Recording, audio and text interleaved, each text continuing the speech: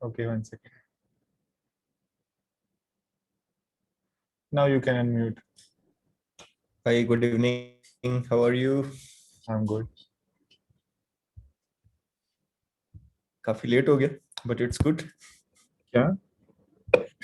मैंने कहा काफी लेट हमने स्टार्ट किया, but it's good. अच्छा लग रहा है इस टाइम.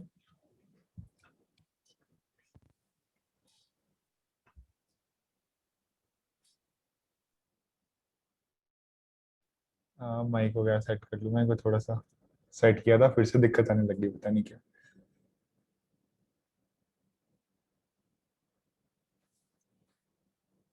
ओके, चलो स्टार्ट करते हैं फिर, या 2 मिनट और रुकते हैं, 10:05 पे स्टार्ट करेंगे. Okay, तब तक सब लोग आ भी जाएंगे. थोड़ी देर वेट कर लेते हैं और बाकी तब तक सबसे इंट्रोडक्शन ले लीजिए. कौन क्या कर रहा आपका आपका इंट्रोडक्शन दे दो पहले सबको. है? आपसे स्टार्ट कर देते हैं. So good evening guys. मेरा नाम जैसा कि आप सबको पता ही है मोहम्मद अख्तर है. मैं जम्मू कश्मीर से हूँ. तो मैंने कुछ 2016 से ब्लॉगिंग स्टार्ट की थी इंग्लिश लिटरेचर से. और पता नहीं कैसे वो साइट ऑटोमेटिकली ग्रो करने लगी. मैंने ना कभी कीवर्ड रिसर्च किया, ना कभी बैकलिंक्स पे काम किया, और कभी भी मतलब किसी टेक्निकल एस्पेक्ट पे मैं कभी गया नहीं, बट मतलब चल गया. तो वो चलना मुझे समझ आ गया कि भाई वो कुछ और चीजें हैं जो एक साइट को रैंक करने में हेल्प करती हैं. तो विद टाइम काफी ज्यादा एक्सपीरियंस हो गया, लेकिन अब ये है कि अब आगे मतलब ट्राई ये है कि कुछ अच्छी खासी अपनी टीम हायर की है, कुछ टूल्स पे काम कर रहा हूँ, प्लस कोडिंग सीख रहा हूँ क्योंकि मेरा शौक था कोडिंग भी सीखने का. तो आप समझ लो कि एक तरह का लिटरेचर, प्रोग्रामिंग, एसईओ, सब चीजें एक साथ लेके चल रहा हूँ. इंग्लिश और कोडिंग का कॉम्बिनेशन ही अलग लेवल का होता है. दोनों ही चीजें अच्छी होती हैं काफी. हाँ मतलब वो होता है ना, मतलब एक साथ आप तीन चार चीजें अगर आप अच्छे से सीख लें तो काफी एक बड़ा व्यू आपको समझ आ जाता है. अब जैसे कोई प्रोग्रामर होगा वो सिर्फ प्रोग्रामिंग तक उसका हाँ, माइंड होता है, लिटरेचर का होगा वो सिर्फ एक लिटरेचर तक होता है. तो अगर आप थोड़ा सा इंटरडिसिप्लिनरी आ जाते हैं तो मतलब मजा आ जाता है. एक नई तरह की बहुत फील सारी आती है. फील्ड, बहुत सारा एक वो हो गया आपके पास, बहुत सारी चीजें हाँ आपके हाँ, आ गई जिसमें आप कर सकते हो आगे. Exactly exactly. That's good. So आप अपने बारे में बताएं.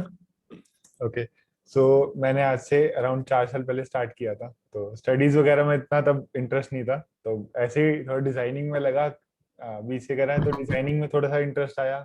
करते करते स्टेप बाय स्टेप करके, तो पता भी नहीं चला कि अभी 4 साल हो गए. और ऐसे ये सब वर्कशॉप होस्ट कर रहे हैं, पढ़ाने वाली लाइन का कभी सोचा नहीं था कि कभी ऐसे मैं पढ़ाऊंगा. जो वरना क्लासेस भी कभी मैं अटेंड नहीं करा करता था, और आज मैं ये सब चीजें कर रहा हूँ. तो करते करते स्टार्ट किया, देन थोड़ा सा एसईओ में इंटरेस्ट आया, कुछ साइट्स रैंक हुई. साइट्स रैंक होती है तो ऑब्वियसली बहुत मोटिवेशन आता है. तो मैं स्टार्टिंग से ही, फर्स्ट डे से ही मैंने कुछ साइट पे काम किया, और साइट्स रैंक होनी शुरू हो गई. देन करते करते स्टेप बाय स्टेप जॉब का भी एक्सपीरियंस लिया. आफ्टर दैट खुद के बिजनेस का भी एक एक्सपीरियंस लिया, एजेंसी वाला भी थोड़ा सा एक्सपीरियंस लिया. और अभी मैं एक एजेंसी रन करता हूँ, डिजी हैंडलर, जिसमें मोस्टली सारा मैं एसईओ का ही वर्क लेता हूँ. And yes, that's it. Great actually. Okay, बाकी लोग का भी देखते हैं.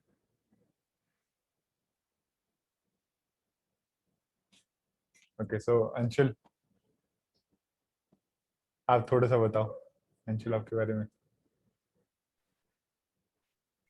Hi everyone. मेरा नाम अंशुल है और मैं अभी 19 ईयर्स ओल्ड हूँ एंड मैं बीसीए कर रहा हूँ. अभी मैं सेकंड ईयर में एंटर कर चुका हूँ.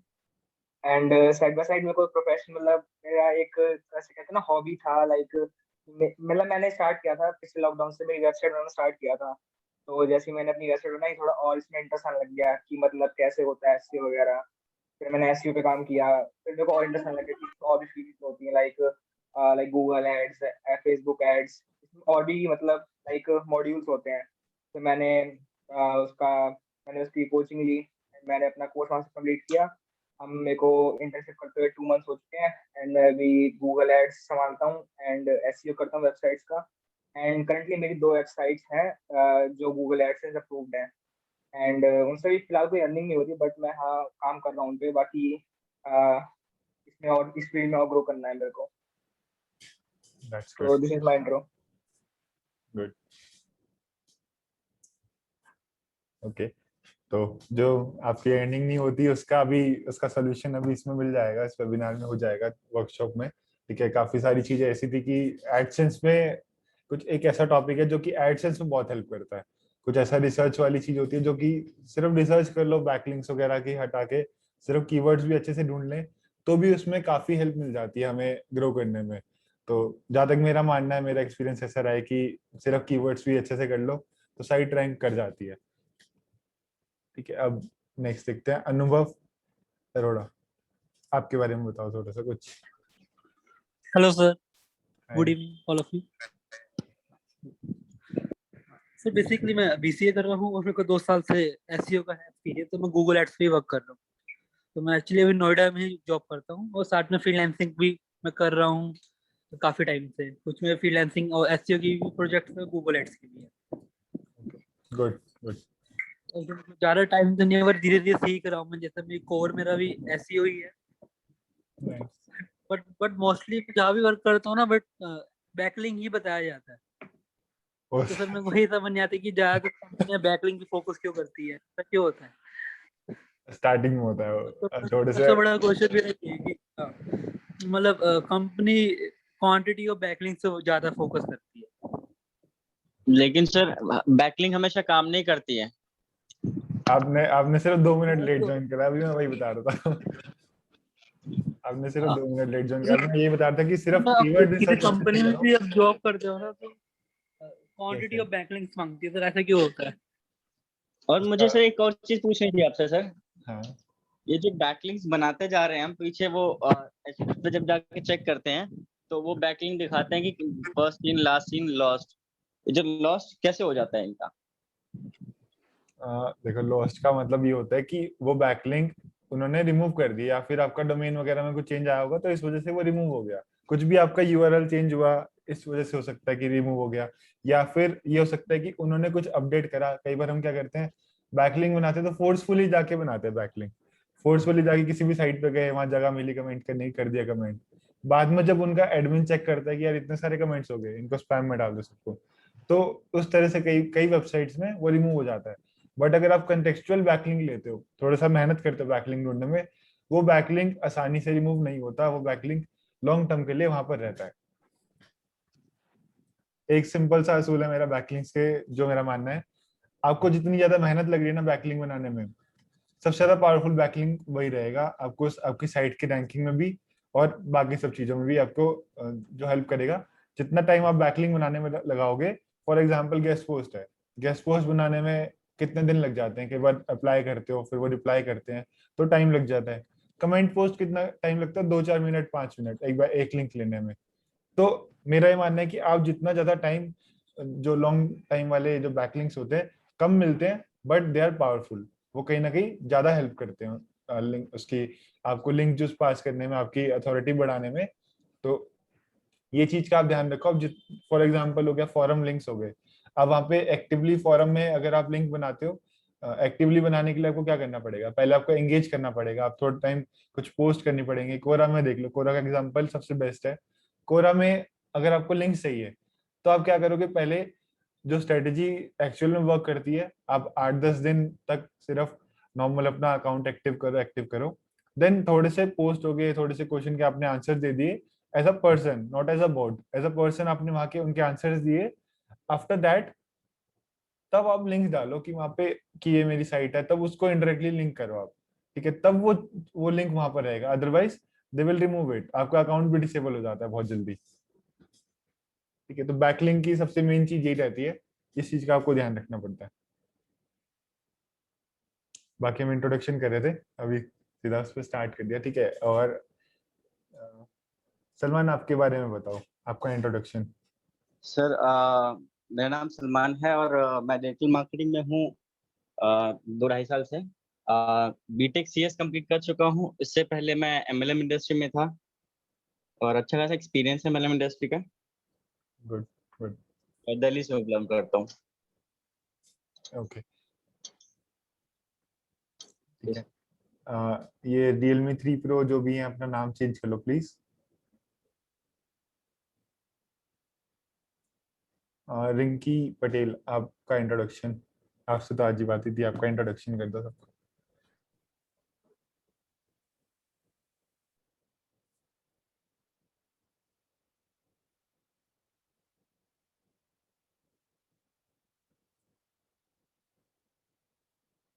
शायद उन्होंने कनेक्ट नहीं कर रखा, आई थिंक, पता नहीं क्या।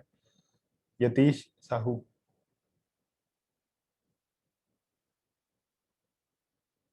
Okay, she have issue with the mic. Okay, no problem. ठीक है, तो स्टार्ट ही करते हैं। पहले Q&A से स्टार्ट कर लेते हैं। कुछ अगर किसी की क्वेश्चंस हैं तो उसी से स्टार्ट विद दैट। आप चैट में टाइप कर सकते हो अगर कुछ भी क्वेश्चन है आपका तो।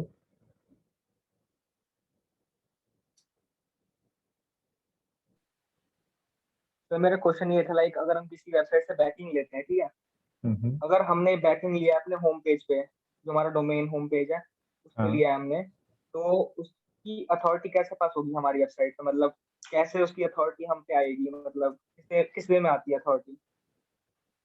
किस वे में आती है? थोड़ा क्वेश्चन इनकम्प्लीट सा लग रहा है मुझे। अगर आपने मतलब सर जो, मैं बताता हूँ हाँ जी हाँ इसमें। जी। अगर आपने डोमेन पे बैकलिंक ली है तो आप चाहते हो कि बाकी पेजेस पे वो कैसे पास होगा, उसकी अथॉरिटी कैसे पास होगी। हाँ सर। तो ऐसा आप डिफाइन नहीं कर सकते कि सबकी अथॉरिटी कैसे पास होगी, बट अगर उस होम पेज पे, उस वाले पेज पे जहाँ पे आपने बैकलिंक लिया है, उस पे आपने इंटरनल लिंकिंग प्रॉपर कर रखी है, तो वो ऑटोमेटिकली कुछ कुछ अथॉरिटी पास कर देगा। वो हम एक्चुअल में डिफाइन नहीं कर सकते कितनी जाएगी, 10 डीआर बढ़ेगा या क्या बढ़ेगा, वो हम डिफाइन नहीं कर सकते, कोई भी डिफाइन नहीं कर सकता उसको। ठीक है, बट एक्चुअल में अगर आपने इंटरनल लिंकिंग कर रखी होगी, होम पेज पर जो भी लिंक्स लगे होंगे उन पे वो सबसे पहले पास होगी, उसके बाद वो किसी और पेज पे जाएगी। ठीक है। Okay sir.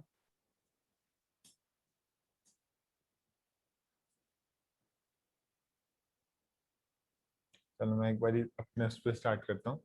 तो काफी लोगों ने कमेंट करा था कि इसमें कंटेंट स्ट्रेटजी में थोड़ी सी इश्यू है। कंटेंट स्ट्रेटजी और कैसे, किस फॉर्मेट में कंटेंट को लिखना, ये दोनों चीजें मैं एक साथ कवर करूंगा कि कैसे आप कंटेंट स्ट्रेटजी बनाओ और कैसे, किस फॉर्मेट में आप उसको लिखो।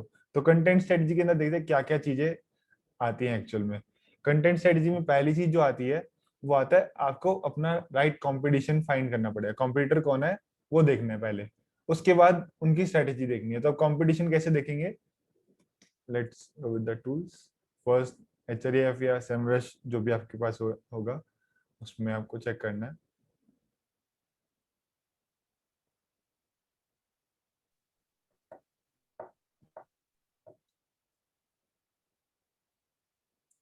फॉर एग्जांपल मेरा कार रिपेयर का कीवर्ड है जो कि मैं यूएसए में रैंक करना चाहता हूँ।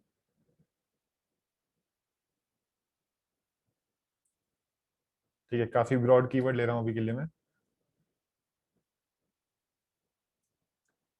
अब यहाँ पर आपको क्या देखना है? आपको इनकी स्ट्रैटेजी देखनी है। पहले हम देखेंगे कौन कौन लोग रैंक कर रहे हैं यहाँ पे एक्चुअल में। ठीक है, कौन कौन से पेजेस रैंक कर रहे हैं। तो ये फर्स्ट वाला हो गया, तो डायरेक्टरी है, हम इसको कंप्लीट करना थोड़ा सा डिफिकल्ट है। इनसे 90 अथॉरिटी है, 95 अथॉरिटी है, डीआर है, थोड़ा सा डिफिकल्ट हो जाएगा। बट एक चीज और देखो इसके अंदर, यहाँ पर DR4 वाले और DR0 वाले लोग रैंक कर रहे हैं। तो कहीं ना कहीं जो बैकलिंक्स वाला हमारा क्वेश्चन था कि बैकलिंक्स मैटर करते हैं कि नहीं करते, वो देखो आपको यहाँ दिख जाएगा। उसी पेज पे 95 अथॉरिटी, सारे बड़े बड़े लोग रैंक कर रहे हैं। उसी पेज पे एक छोटी सी वेबसाइट, इसमें कितने ही पेजेस होंगे, वो रैंक कर रही है, वो भी एग्जैक्ट कीवर्ड पे नहीं, किसी और कीवर्ड पे। उनका प्राइमरी कीवर्ड क्या है? All automotive repairs. All automotive repairs, उस कीवर्ड पे ये साइट रैंक कर रही है। तो अब इसी की स्ट्रेटेजी देखते हैं कि ये लोग क्या कर रहे हैं, और इसी से ये देखेंगे कि हम क्या कर सकते हैं, हम कैसे इंप्रूव कर सकते हैं।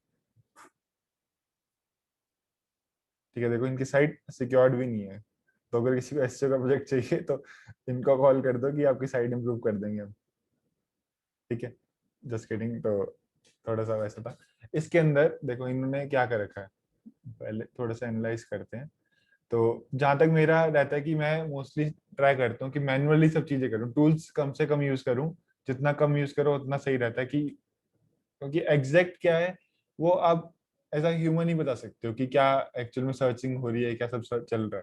ठीक है, टूल्स की हेल्प कहाँ चाहिए होती है, जहाँ पे वॉल्यूम चाहिए, जहाँ पे काम इजी करना थोड़ा सा, लाइक इतने सारे लिंक्स एक साथ ढूंढना, वो सब चीजों में टूल्स की हेल्प की नीड होती है। बट अगर आपको थोड़ा कीवर्ड रिसर्च करना है तो तुम मैनुअली करो, that is good. After that थोड़े बहुत कुछ टूल्स यूज करो उस रिसर्च को कंफर्म करने के लिए।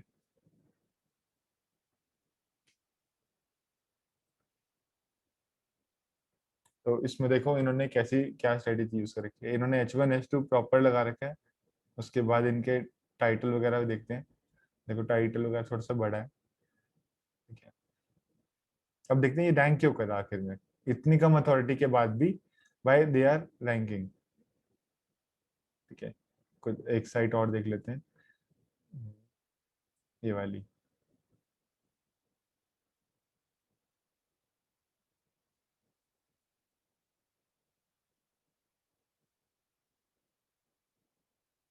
तो ये दो साइट्स हैं। अब इसमें एक चीज आपने नोटिस करी होगी, इसमें इन्होंने एक पर्टिकुलर एरिया को टारगेट कर रखा है। अगर आप देखोगे इस वाले जो साइट है, इसमें इन्होंने OHIO ओहियो एक जगह है, उन्होंने उसको टारगेट कर रखा है, सिर्फ वहीं पे रैंक करते हैं ये, वहीं पे सबसे ज्यादा उन्हीं को फोकस करते हैं पहला।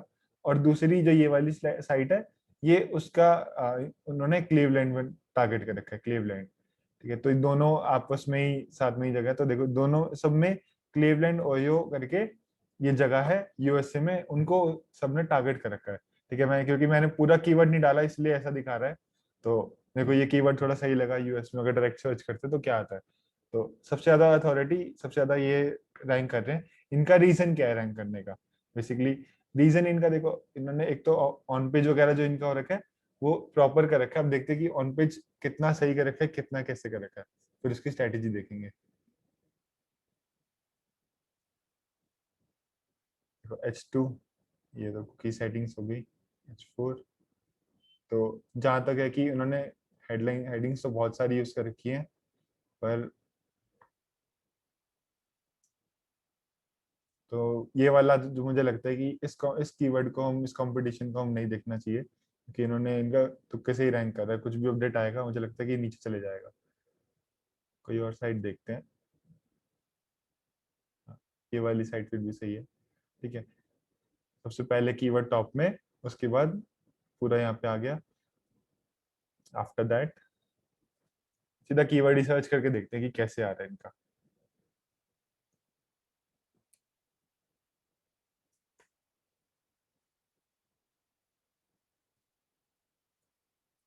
तो 4 बार ऑलमोस्ट इनका कीवर्ड यूज होता है। कुछ और कीवर्ड लेते हैं थोड़ा सा, ये कीवर्ड में कुछ सही नहीं लग रहा रिजल्ट वगैरह, कुछ एग्जैक्ट वो वाला नहीं है कि जिसमें अच्छे से समझा पाए। कोई कीवर्ड सजेस्ट करो आप में से कोई भी,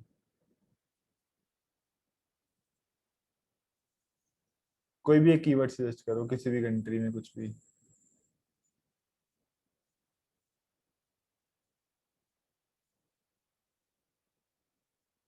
okay, best forex signal provider.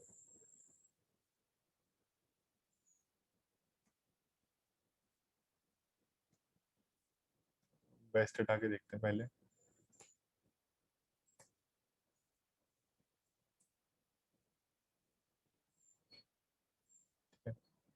Keyword की सर्च वॉल्यूम पे मत जाना, इसके Href की ये कुछ भी दिखाता है, तो इसके लिए हम थोड़ा सेमरस को भी साथ में यूज करेंगे।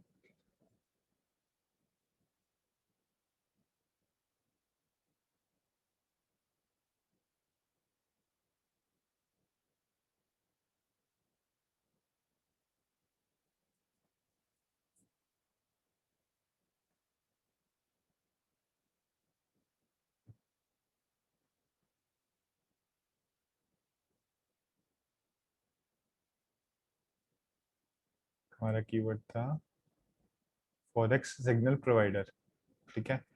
फॉरेक्स सिग्नल प्रोवाइडर पे देखते हैं क्या क्या सर्चेस हैं, कैसे क्या सब कुछ है। Forex signal provider, okay. तो सर्च वॉल्यूम तो कम है USA में, और Href क्या बोल रहा है, ग्लोबली सर्च वॉल्यूम इतना है इसका बस। फॉरेक्स सिग्नल प्रोवाइडर एक्चुअली होता क्या है, ये तो मैंने भी कभी नहीं सुना।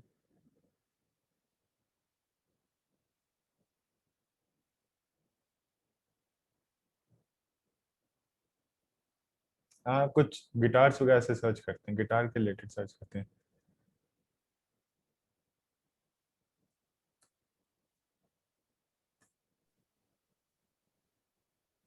हाँ देखो, ये अच्छा कीवर्ड है ना, लैंड मूवर। चलो हम पहले अभी इसी कीवर्ड पे करते हैं, बाकी किसी और बाद में किसी और पे करेंगे। ठीक है, तो ये कीवर्ड देखो, इस पे सर्च वॉल्यूम ठीक ठाक है, मतलब 7,000 ये बता रहा, तो कुछ ना कुछ ज्यादा ही होगा इसमें। सेमरस भी देखते हैं साथ में।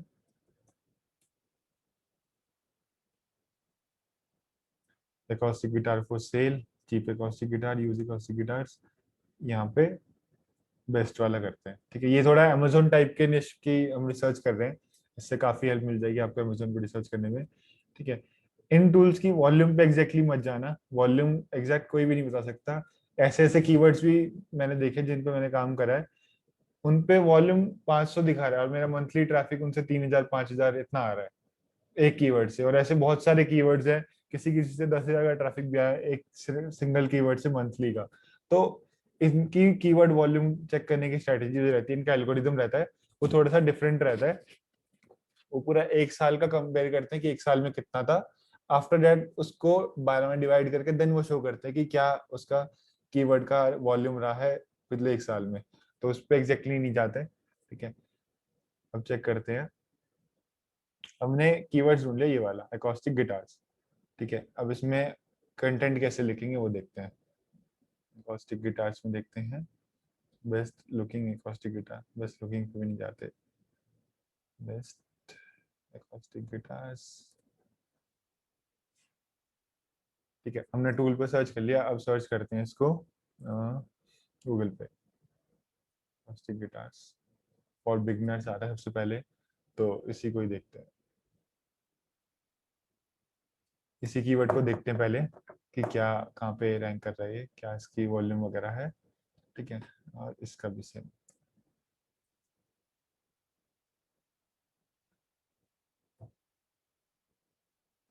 ठीक है, अब इसमें आपको ये देखना है, कुछ कीवर्ड्स निकालने हैं इसके अंदर से, आपको कीवर्ड्स के कुछ ऐसे कीवर्ड्स निकालने हैं जो आप अपने कंटेंट में यूज करोगे। अब कौन सा कीवर्ड्स यूज करोगे वो देखते हैं। ठीक है, एक मैं शीट बना लेता हूँ।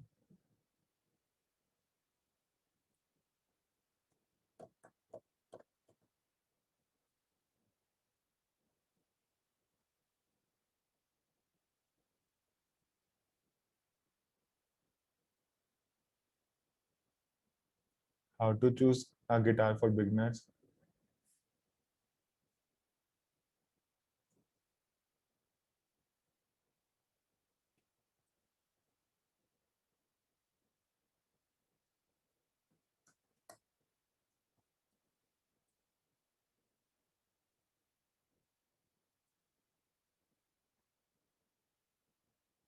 और एक और शॉर्टकट है, LSI। LSI का एक साइट आती है, उसमें आप सीधा कीवर्ड डालो और वो आपको जनरेट करके दे देगा। ठीक है, आंसर द पब्लिक पे देख लेते हैं। पब्लिक,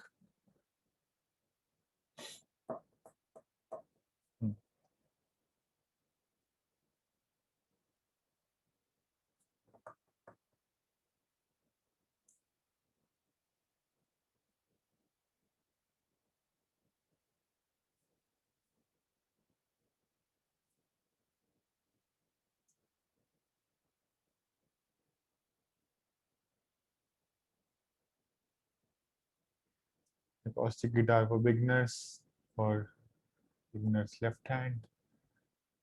तो अब यहाँ से अराउंड 100 कीवर्ड्स निकाल लो। 100 कीवर्ड्स आपकी पूरी साइट के लिए, आपको बता रहा हूँ, आप अगर आप इस पर साइट बनना चाहते हो तो उस पर 100 कीवर्ड्स निकाल लो।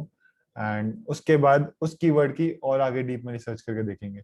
ठीक है, हाउ टू प्ले नहीं आएगा, हाउ टू प्ले वाला नहीं ढूंढना अपने को।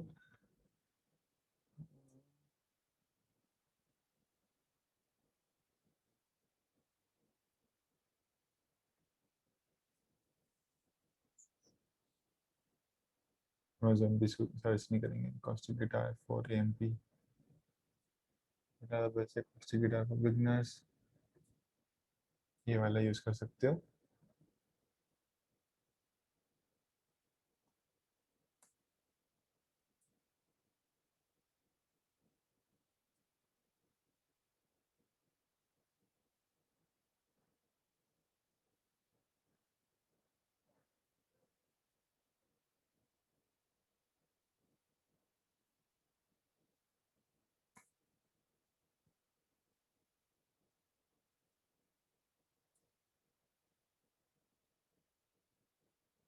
ठीक है, इस तरह से आपको कुछ अपने रिजल्ट्स, अपने कीवर्ड्स ढूंढने हैं।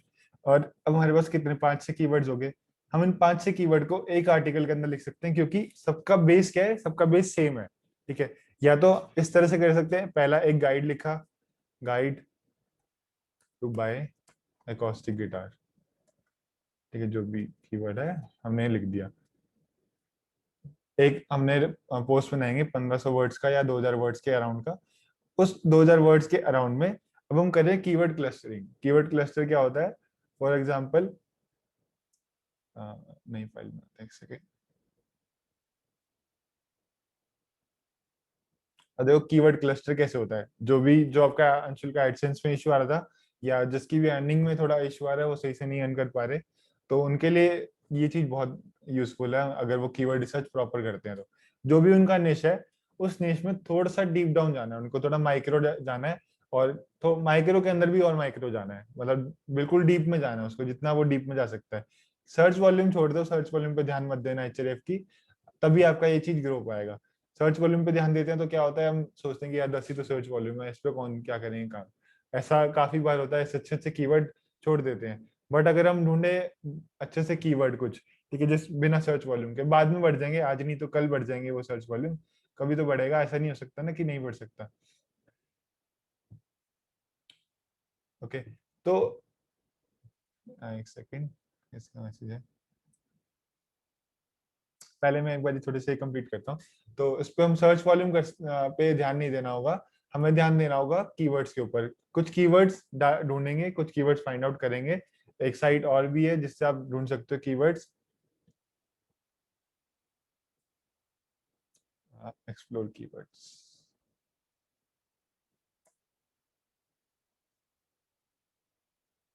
टूल्स, उसके बाद देखते हैं,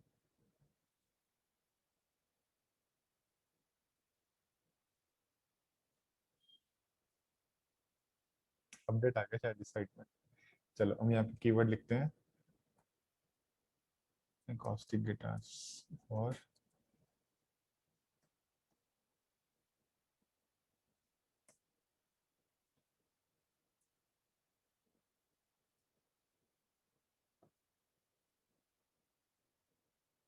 ठीक है, अप्रॉक्स वॉल्यूम 500 दिखा रहा है, लॉन्ग टेल है, लॉन्गेस्ट पॉसिबल टेल। तो 4 वर्ड से ऊपर का कीवर्ड है, काफी अच्छा दिखा है साइड में। 4 वर्ड से ऊपर का आपको कीवर्ड देखना है, मतलब लॉन्ग टेल कीवर्ड पे फोकस करना है। उस कीवर्ड्स के अंदर के आपको और चीजें देखनी है। सबसे बेस्ट एग्जांपल, एक और तरीका है आपको ढूंढने का, अगर आप अमेजोन या किसी एफिलिएट साइट पे काम करते हो, तो इसको गूगल पे टाइप करो, एंड जो उनसी भी साइट रैंक करिए, तो अमेजोन मिल जाएगा आपको यहाँ रैंक करता हुआ। देखो उन्होंने भी इस कीवर्ड को टारगेट कर रखा है। अब इन सब कैटेगरीज को आप चूज कर सकते हैं, acoustic guitars, electronic, electro acoustic guitars, और भी जो डिपार्टमेंट्स है आप वो चूज कर सकते हो। जो भी एफिलिएट साइट पे काम करता है उनके लिए ये चीज बेस्ट है। ठीक है, आप अगर एडसेंस वाली साइट है तो एडसेंस वाली साइट के लिए तो हर तरह का कंटेंट चल जाता है। आप गाइड डाल सकते हो एडसेंस वाली वेबसाइट के अंदर, थोड़ा गाइड वगैरह करके आप बता सकते हो कि ये सारे बेस्ट जो है गिटार्स हैं, और मर्जी एफिलिएट लिंक देना हो तो ठीक है, नहीं तो कोई बात नहीं। और कुछ निश ऐसे होते हैं, जैसे कि यही फॉरेक्स वाला निश हो गया, तो फॉरेक्स वाले निश पे सीपीसी हाई मिल जाता है आपको, थोड़ा ट्रेडिंग वगैरह वाले जो निश होते हैं उन पे सीपीसी हाई मिल जाता है, बट बिटकॉइन पे मत लिखना। बिटकॉइन पे ऑन ऑफ चलते रहता है एडसेंस का, तो वो चांसेस है वो डिसेबल कर देगा। एंड अगर फैशन इंडस्ट्री में अगर आप लिखते हो, वहां पे भी आपको सीपीसी मिल जाता है। और मोस्टली जो आपका हाई सीपीसी मिलता है वो आपको मिल जाता है ये जो एजुकेशन वाली जो साइट्स होती है। एजुकेशन वाली साइट्स पे सबसे ज्यादा कंटेंट मिल जाएगा लिखने को। एजुकेशन की एक साइट के बहुत अच्छा एग्जांपल है examupdates.in, कि मेरे फ्रेंड की एक साइट है ये, और इस पे काफी अच्छा ट्रैफिक है, बहुत ही अच्छा ट्रैफिक है इस पे। देख देख आपको सामने दिखा दो कि कितना इसमें, क्या क्या इसकी अथॉरिटी और क्या क्या इस पे ट्रैफिक है। तो इसी से आप स्ट्रक्चर सीख सकते हो कि ये बंदा कैसे स्ट्रक्चर बना के रखता है। थीम इनकी जनरेट प्रेस है, और एडसेंस मेन अर्निंग सोर्स है। देखो टाइटल के अंदर कीवर्ड्स डाल रखे हैं सारे, सब कीवर्ड्स आ रहे हैं, पीजी डिप्लोमा, और पूरे सब कीवर्ड्स देख रखे हैं, वो आप सामने देख सकते हो कि करियर ऑप्शन किसी को देखना है PG diploma food and safety में, उसके लिए करियर ऑप्शन, उसकी ड्यूरेशन, उसका मैनेजमेंट डिटेल्स, फी, एलिजिबिलिटी, सब कुछ उसने बता दिया। फुल फॉर्म का एक सर्च आती है, फुल फॉर्म बता दी कि क्या फुल फॉर्म होती है इस चीज की। उसके बाद टेबल ऑफ कंटेंट्स, जो कि मैंडेटरी है, आई रिकमेंड कि आप टेबल ऑफ कंटेंट्स यूज करो। एंड देन स्कीमा वाले एक पार्ट आता है, अभी ये स्कीमा में बात करेंगे कैसे बनाना होता है। तो स्कीमा के अंदर क्या है, आपको टेबल बनाना है, ठीक है। आपका जो टेबल जो आप बनाओगे, टेबल के बहुत हाई चांसेस होते हैं कि आपका इंफॉर्मेटिव कीवर्ड्स के ऊपर, खासकर एडसेंस वाले कीवर्ड्स के ऊपर टेबल बहुत जरूरी रैंक, हमेशा रैंक करता है। काफी बार ऐसा होता है कि वो रैंक करता ही करता है, और सारी साइट्स ये चीज नहीं करती। बहुत कम साइट्स, बहुत कम लोग को पता होता है कि ऐसे भी कर सकते हैं। और अगर आपके कंपटीशन में किसी ने ऑलरेडी बना रखी है, तो आप उससे ज्यादा टेबल बनाओ, आप और ज्यादा एलिमेंट्स ऐड करो। आज की डेट में आपने देखा होगा न्यूज साइट के अंदर वॉइस वाला भी आता है, कि अगर आपने न्यूज नहीं पढ़नी है, उसके अंदर वॉइस का बटन लगा हुआ है। कोई भी साइट खोल के देख लेना, आज तक देख लेना, कोई भी साइट देखना, हर साइट के हर आर्टिकल में उसका वॉइस वाला ऑप्शन भी लगा हुआ है। उसके अंदर वीडियोस भी डलती हैं वहाँ उस पेज पे, वीडियोस भी एम्बेड होती हैं, एड्स भी आ रहे होते हैं, कंटेंट भी होता है, सब कुछ उसके अंदर उन्होंने जितनी एलिमेंट्स हो सकते हैं पॉसिबल वो सब डाल रखा है। तो जितनी आप चीजें नई नई डालते रहोगे उतना बेटर है, उतना यूजर को आपको फोकस रख के चलना है। मेन मोटिव ये है कि यूजर को आपको फोकस रख के चलना है। जितना उसके लिए इजी आएगा, जितना उसके लिए इजी रहेगा, उतना आपके लिए बेटर रहेगा, उतना गूगल आपको रैंक कराने में हेल्प करेगा। ठीक है, इसमें हाँ मोहम्मद, आप कह रहे थे कि कुछ, आप इसमें कुछ बता रहे थे। हाँ, बेसिकली आप ना थोड़ा सा इसके साथ जो गूगल का रिजल्ट्स पेज आता है ना, आप वहां से भी अच्छा खासा डेटा उठा सकते हैं। जैसे आप कोई भी कीवर्ड अगर वहां पे डालेंगे ना, आप एक बार अपना स्क्रीन शेयर ऑफ कीजिए, मैं आपको बताता हूँ इस चीज का। ओके ओके, हाँ अभी मेरा स्क्रीन नजर आ रहा है आपको? हाँ हाँ तो बेसिकली आप ना मुझे एक आप कीवर्ड बता दीजिए जिसपे हम अभी सर्च करें ना, वहां से हमें थोड़ा सा एक आइडिया हो जाएगा। कोई भी एक example. Digital marketing service in Bangalore.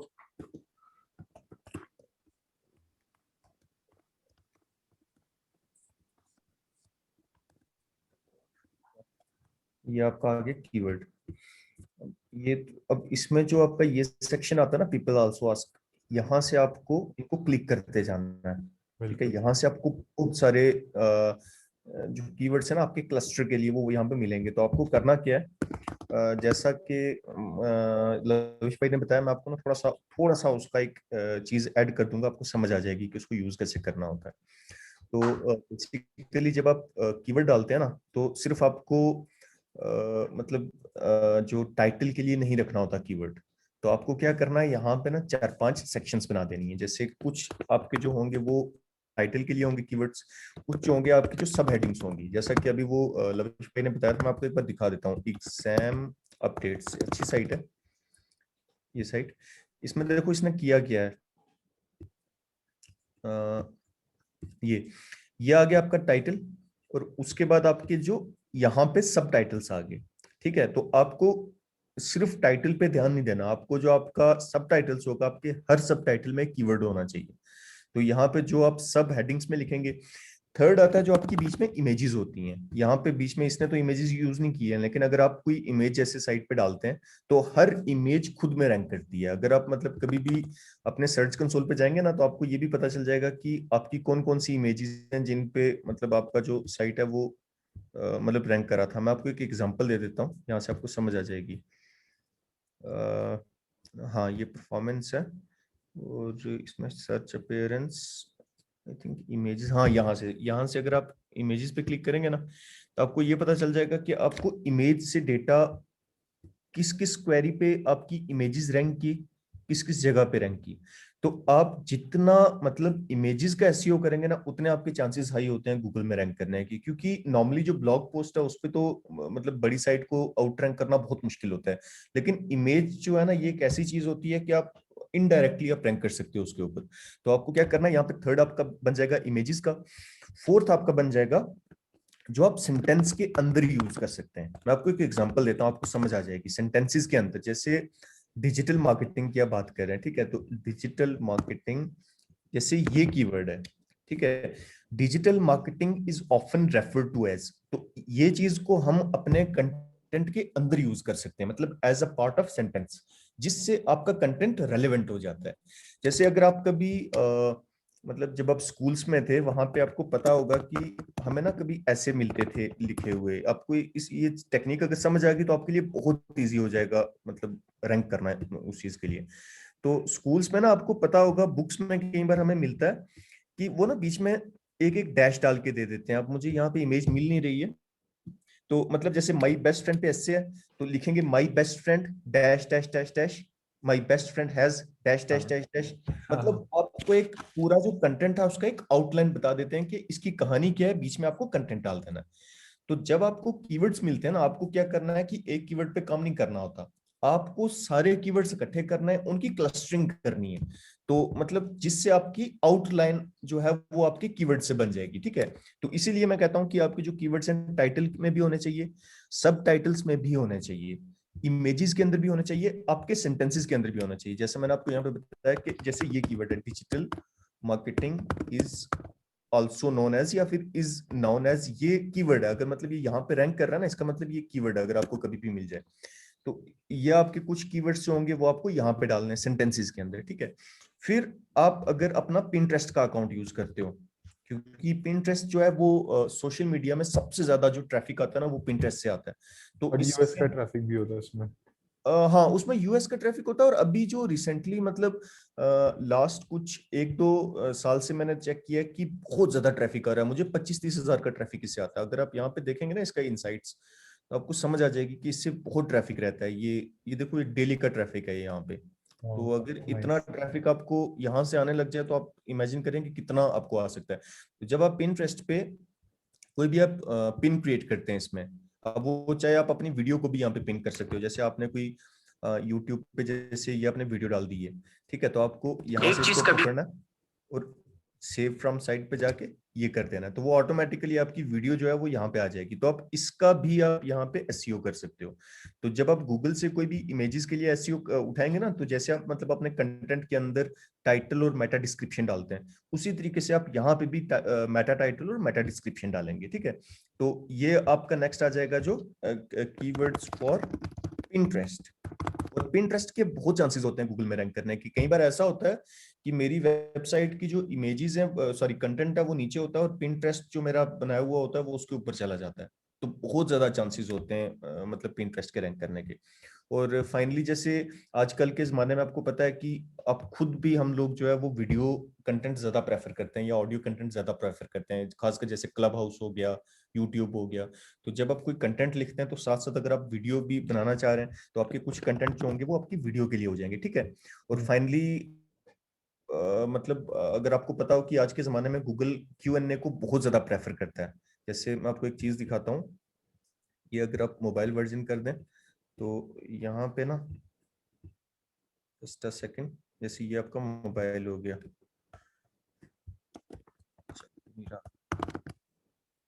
Okay ठीक है। तो यहाँ पे जैसे ये कीवर्ड है, ठीक है, यहाँ पे मेरी साइट रैंक करी, ये आप देख रहे हैं ये जो इस तरीके के ये स्निपेट्स टाइप के बने हुए हैं यहाँ पे। तो ये जो है ना इसको Q&A स्निपेट कहते हैं। ये देखो ये चीज, तो कई बार ऐसा होता है कि बड़ी बड़ी साइट्स जो है वो नीचे चली जाती है। देखो कॉलिंस डिक्शनरी, विकिपीडिया, तो ये सब नीचे हो गई। तो ये जो मेरी साइट है और ये हम यहाँ उसको प्रेफरेंस भी देता है वो काफी। हाँ मतलब कह सकते हैं, ठीक है। तो इसलिए आप क्या करो कि जैसे ये प्लगइन है फ्री मिलता है इसके लिए, आपके क्या बोलते हैं वर्डप्रेस के लिए। तो इसको बस आपको इंस्टॉल करना है और कुछ इस तरह की कम्युनिटी बन जाएगी। मैं आपको दिखा देता हूँ कम्युनिटी कैसी बनेगी। तो इसमें ना वो Q&A स्कीमा बिल्ट इन होता है। तो इस तरीके से आप यहाँ पे इस तरह की कम्युनिटी बना सकते हैं।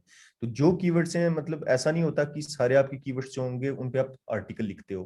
कई बार ऐसे कीवर्ड्स होते हैं जिन पे आपको सिर्फ 2 या 3 लाइन का आंसर देना पड़ता है।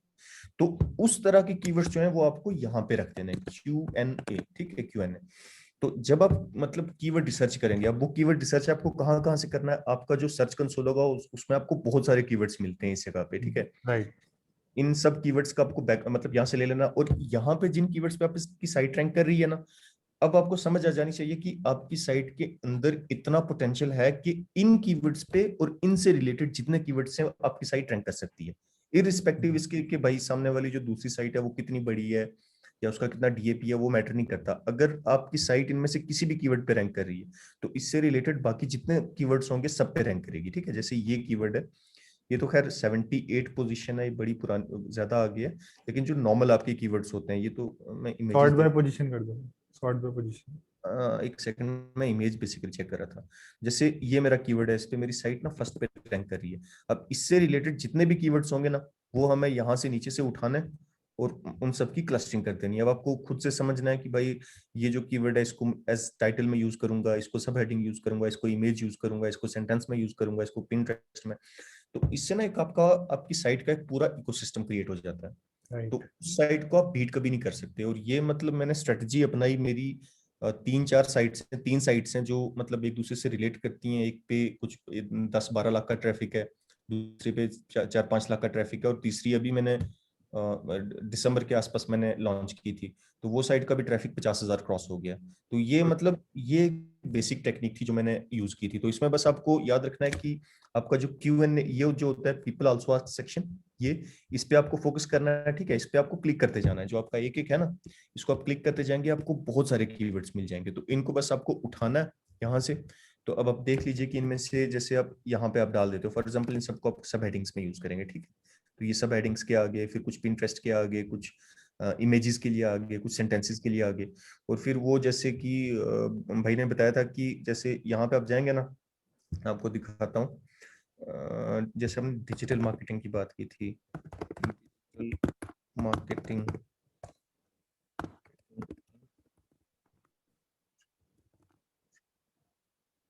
बेंगलोर का स्पेलिंग यही होता है, आई थिंक यही होगा। ठीक है, तो यहाँ से आपको जो सबसे लंबे लंबे कीवर्ड्स ये उठा देना आपको। जैसे ये यहाँ पे आ गया, best average salary of digital marketing in Bangalore. Basically जब आप इन सब कीवर्ड्स को आस्ते आस्ते कवर करना स्टार्ट करते हो ना, तो आपकी साइट को गूगल एक स्पेसिफिक नीच में बहुत जल्दी अथॉरिटी दे देता है। तो यहाँ से आप थोड़े से कीवर्ड्स उठा लो, थोड़े से यहाँ से जो पिंटरेस्ट, सॉरी यहाँ से इस जगह से आप यहाँ से उठा सकते हैं। और प्लस जो है पिंटरेस्ट की अपनी भी कीवर्ड रिसर्च होती है।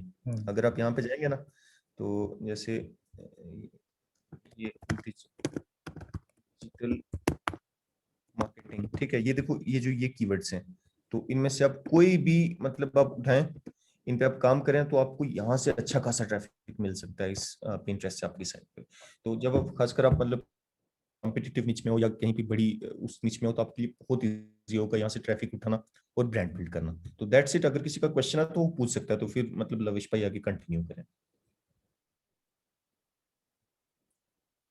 किसी को कुछ पूछना है इस बारे में?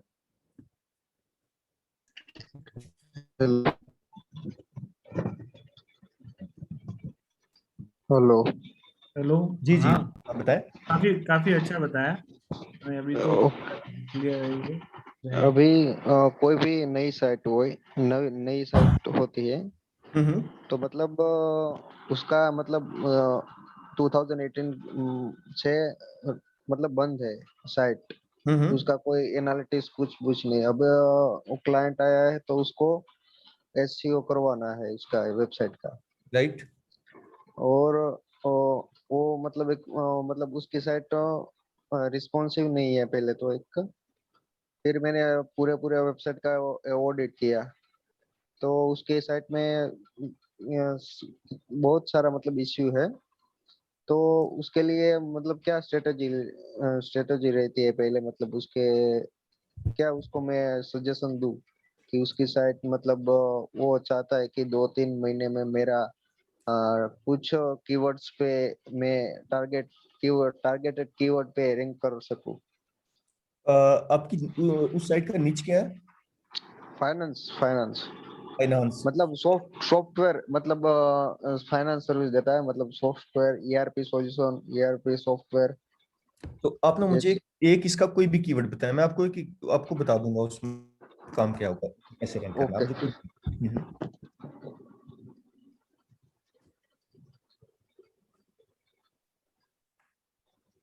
ओके। जो कोई मतलब कोई भी आपको जो इजी लगे या कोई भी एक रैंडम कीवर्ड हाँ आप, हाँ। मैं आपको बता दूंगा।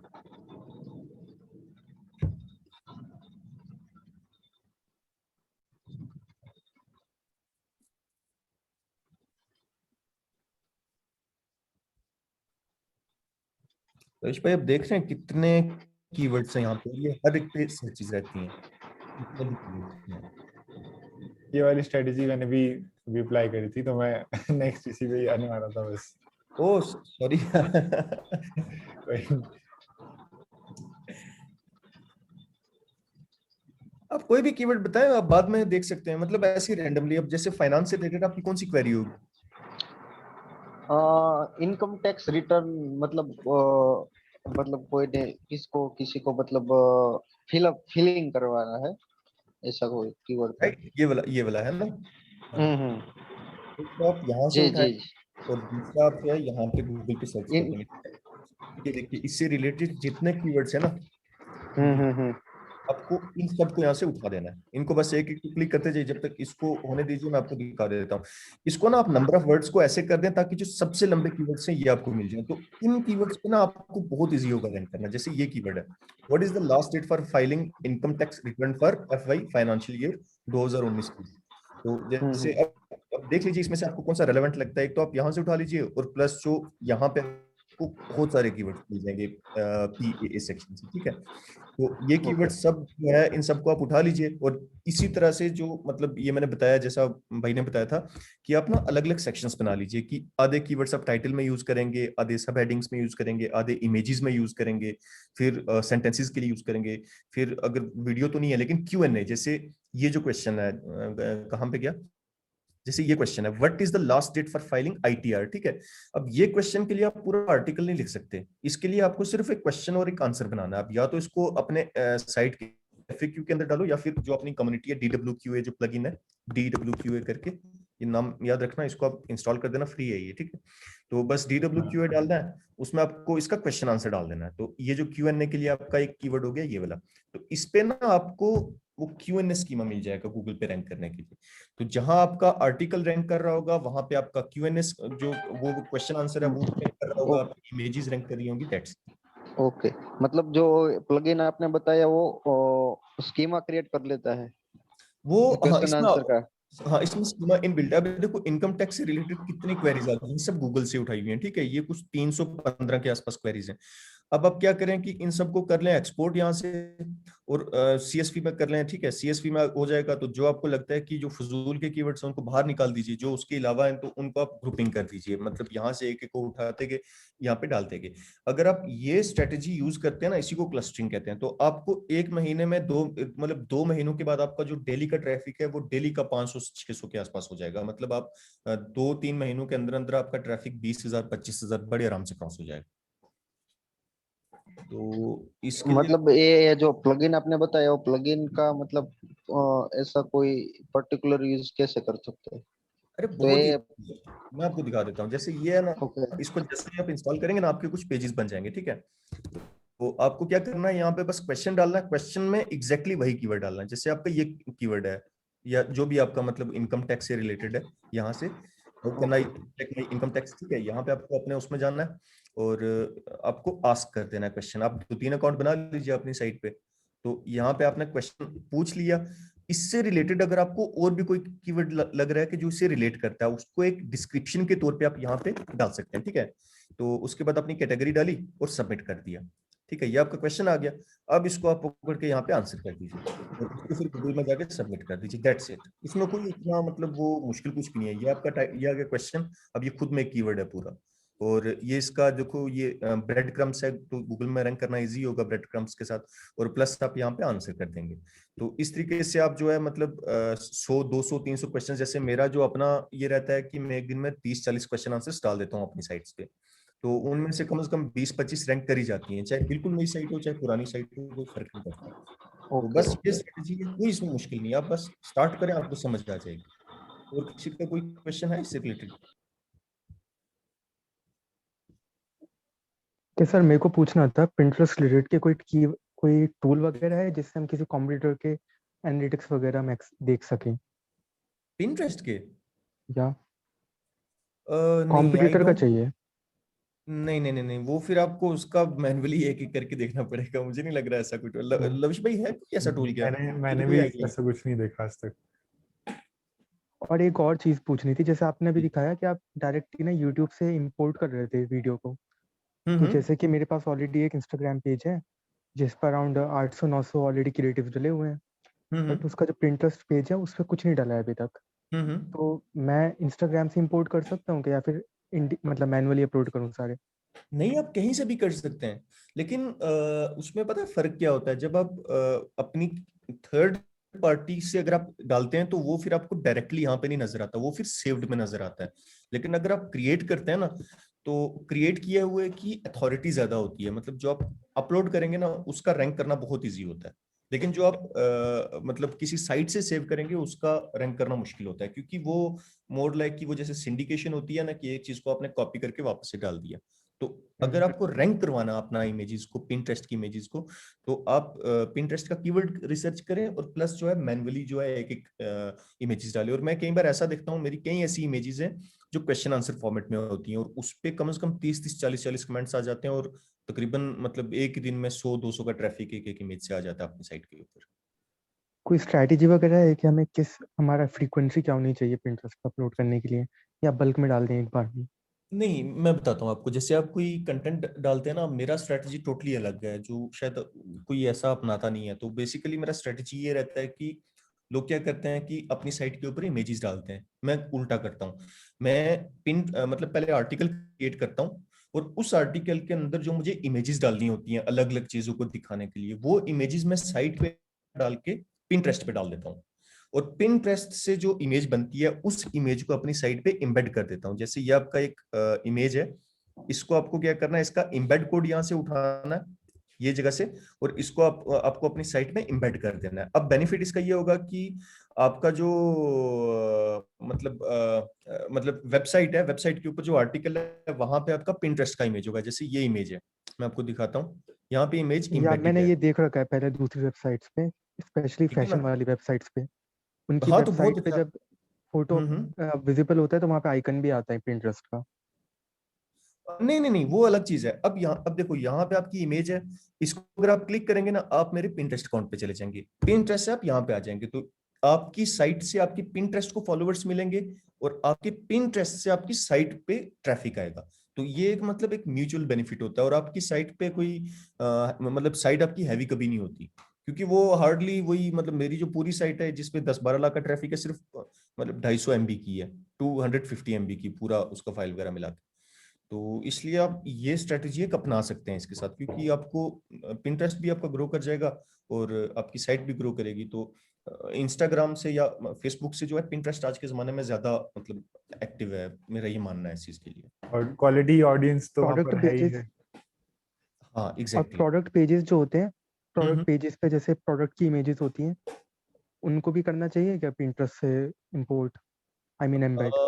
हाँ, कर सकते हैं, लेकिन उसका पता है मेरा एक प्रेफरेंस ये चीज रहती है कि आप उन इमेजेस को ना कैनवा पे डाल के उसको एक्सप्लेन कर दें। जैसे मैं आपको दिखाता हूँ यहाँ पे, अगर आप इसकी होम फीड पेज पे जाएंगे ना यहाँ पे, तो मैं आपको दिखाता हूँ जैसे जैसे जैसे जैसे जैसे बहुत सारी ऐसी इमेजेस होती हैं। जैसे ये देखिए, ये बंदे को अपना जावास्क्रिप्ट का इसका कुछ वेबसाइट है, तो इसको जावास्क्रिप्ट का सिस्टम प्रमोट करना है, ठीक है। तो इसमें आप यहाँ पे क्या कर सकते हैं कि इस तरीके का मतलब 800 into 2000 ग्राफिक्स करके बना दिया, एक साइज आता है, ठीक है। वो यूज कर, इन्फोग्राफिक्स वाला होता है। हाँ हाँ, यहाँ पे आप अपना इमेज डाल के थोड़ा सा डिस्क्रिप्शन डाल के, और मतलब कुछ इस तरह का आप डिस्क्रिप्शन डालें कि बंदा कंपेल हो जाए आपके प्रोडक्ट पे जाने के लिए, कुछ ऑफर डाल दिया या कुछ हाफ ऐसे चीज, इंफॉर्मेशन दे दी। है ना। और उसका कीवर्ड रिसर्च गूगल से निकाल के, गूगल में जो एक्सप्लोर कीवर्ड्स है ना, यहाँ पे एक है ऑप्शन, ये देखिए गूगल इमेजेस, आप यहाँ से भी निकाल सकते हैं, या फिर डायरेक्टली जो मतलब गूगल से आप उसकी इमेजेस के कीवर्ड निकाल सकते हैं, ठीक है। तो वो अलग से रैंक कर जाएगा। तो ये भी मतलब इजी रहता है ये चीज करने के लिए।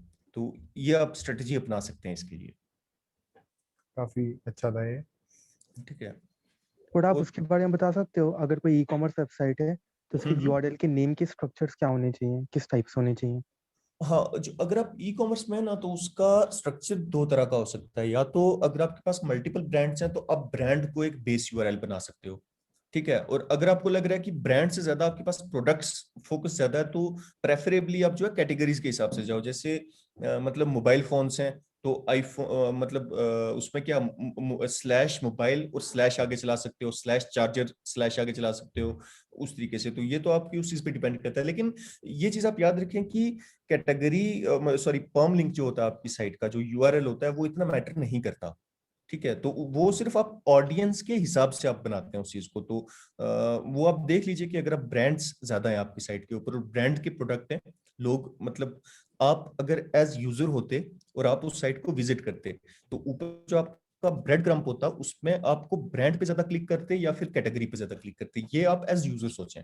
तो जो आपको ज्यादा ठीक लगता है वो आप करते हैं। तो इट्स ऑल अबाउट मतलब ए बी टेस्टिंग, आप देख लीजिए कौन सा ठीक लगता है आपको। मेरी अंडरस्टैंडिंग इस तरीके से काम करती है कि जब हम कैटेगरी लेते हैं तो कैटेगरी में डिफिकल्टी ज़्यादा होती है, बिकॉज कैटेगरी सेम कैटेगरी में तो बहुत प्रोडक्ट्स हैं।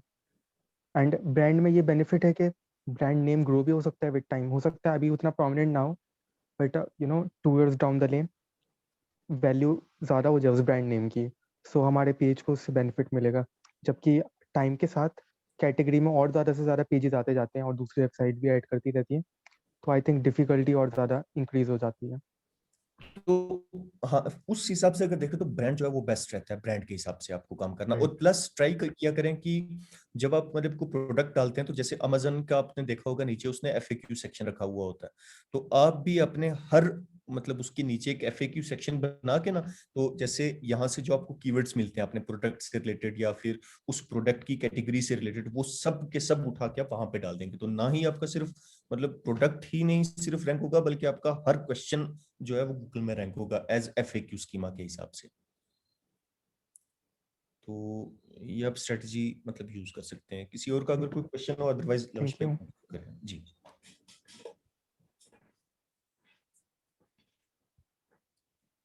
आई थिंक किसी को कुछ नहीं पूछना। लविश भाई आप। हेलो जी।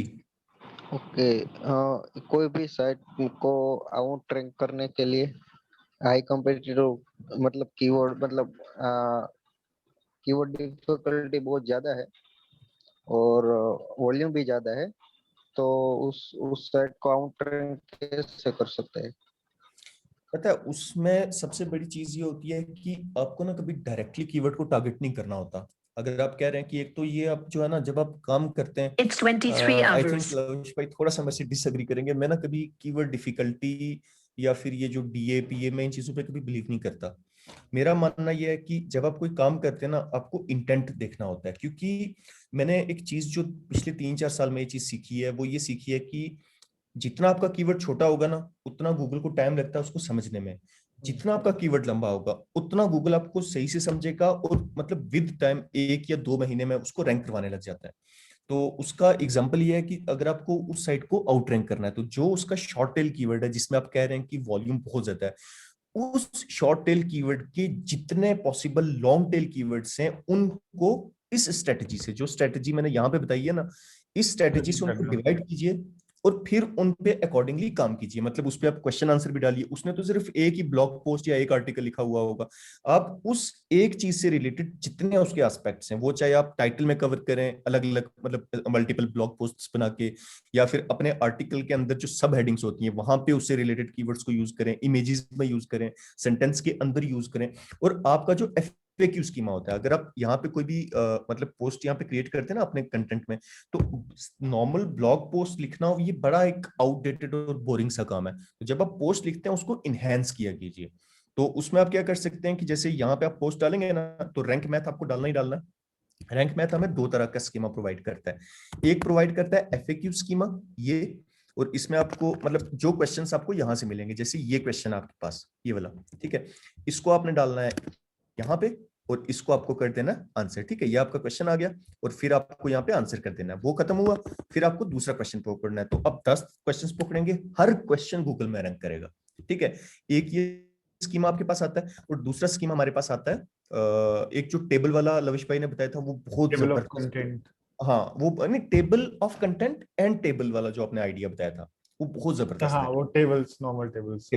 ठीक है, उसके अलावा एक थर्ड होता है हमारे पास हाउ टू स्कीमा। तो जैसे कई बार आपको पता होगा कि कई चीजें ऐसी होती हैं, जैसे आपका क्वेश्चन है कि मैं आपको दिखाता हूँ, जैसे income tax return, how can I file IDR हो गया, ये आ गया बस हाउ टू वाला। तो मतलब इसमें लगेगा आपका हाउ टू स्कीमा। तो यहाँ पे आपका जो टाइटल होगा वो होगा हाउ टू, ये इसको आप जो है H2 कर सकते हैं यहाँ से, क्योंकि H2 या H3 जो जैसा आपको ठीक लगे, ठीक है। यहाँ पे इमेज डाल दिया इनकम टैक्स का, और यहाँ पे इसको डिस्क्राइब कर दिया कि इन दिस ये वो हम आपको ये सब बताएंगे, ठीक है।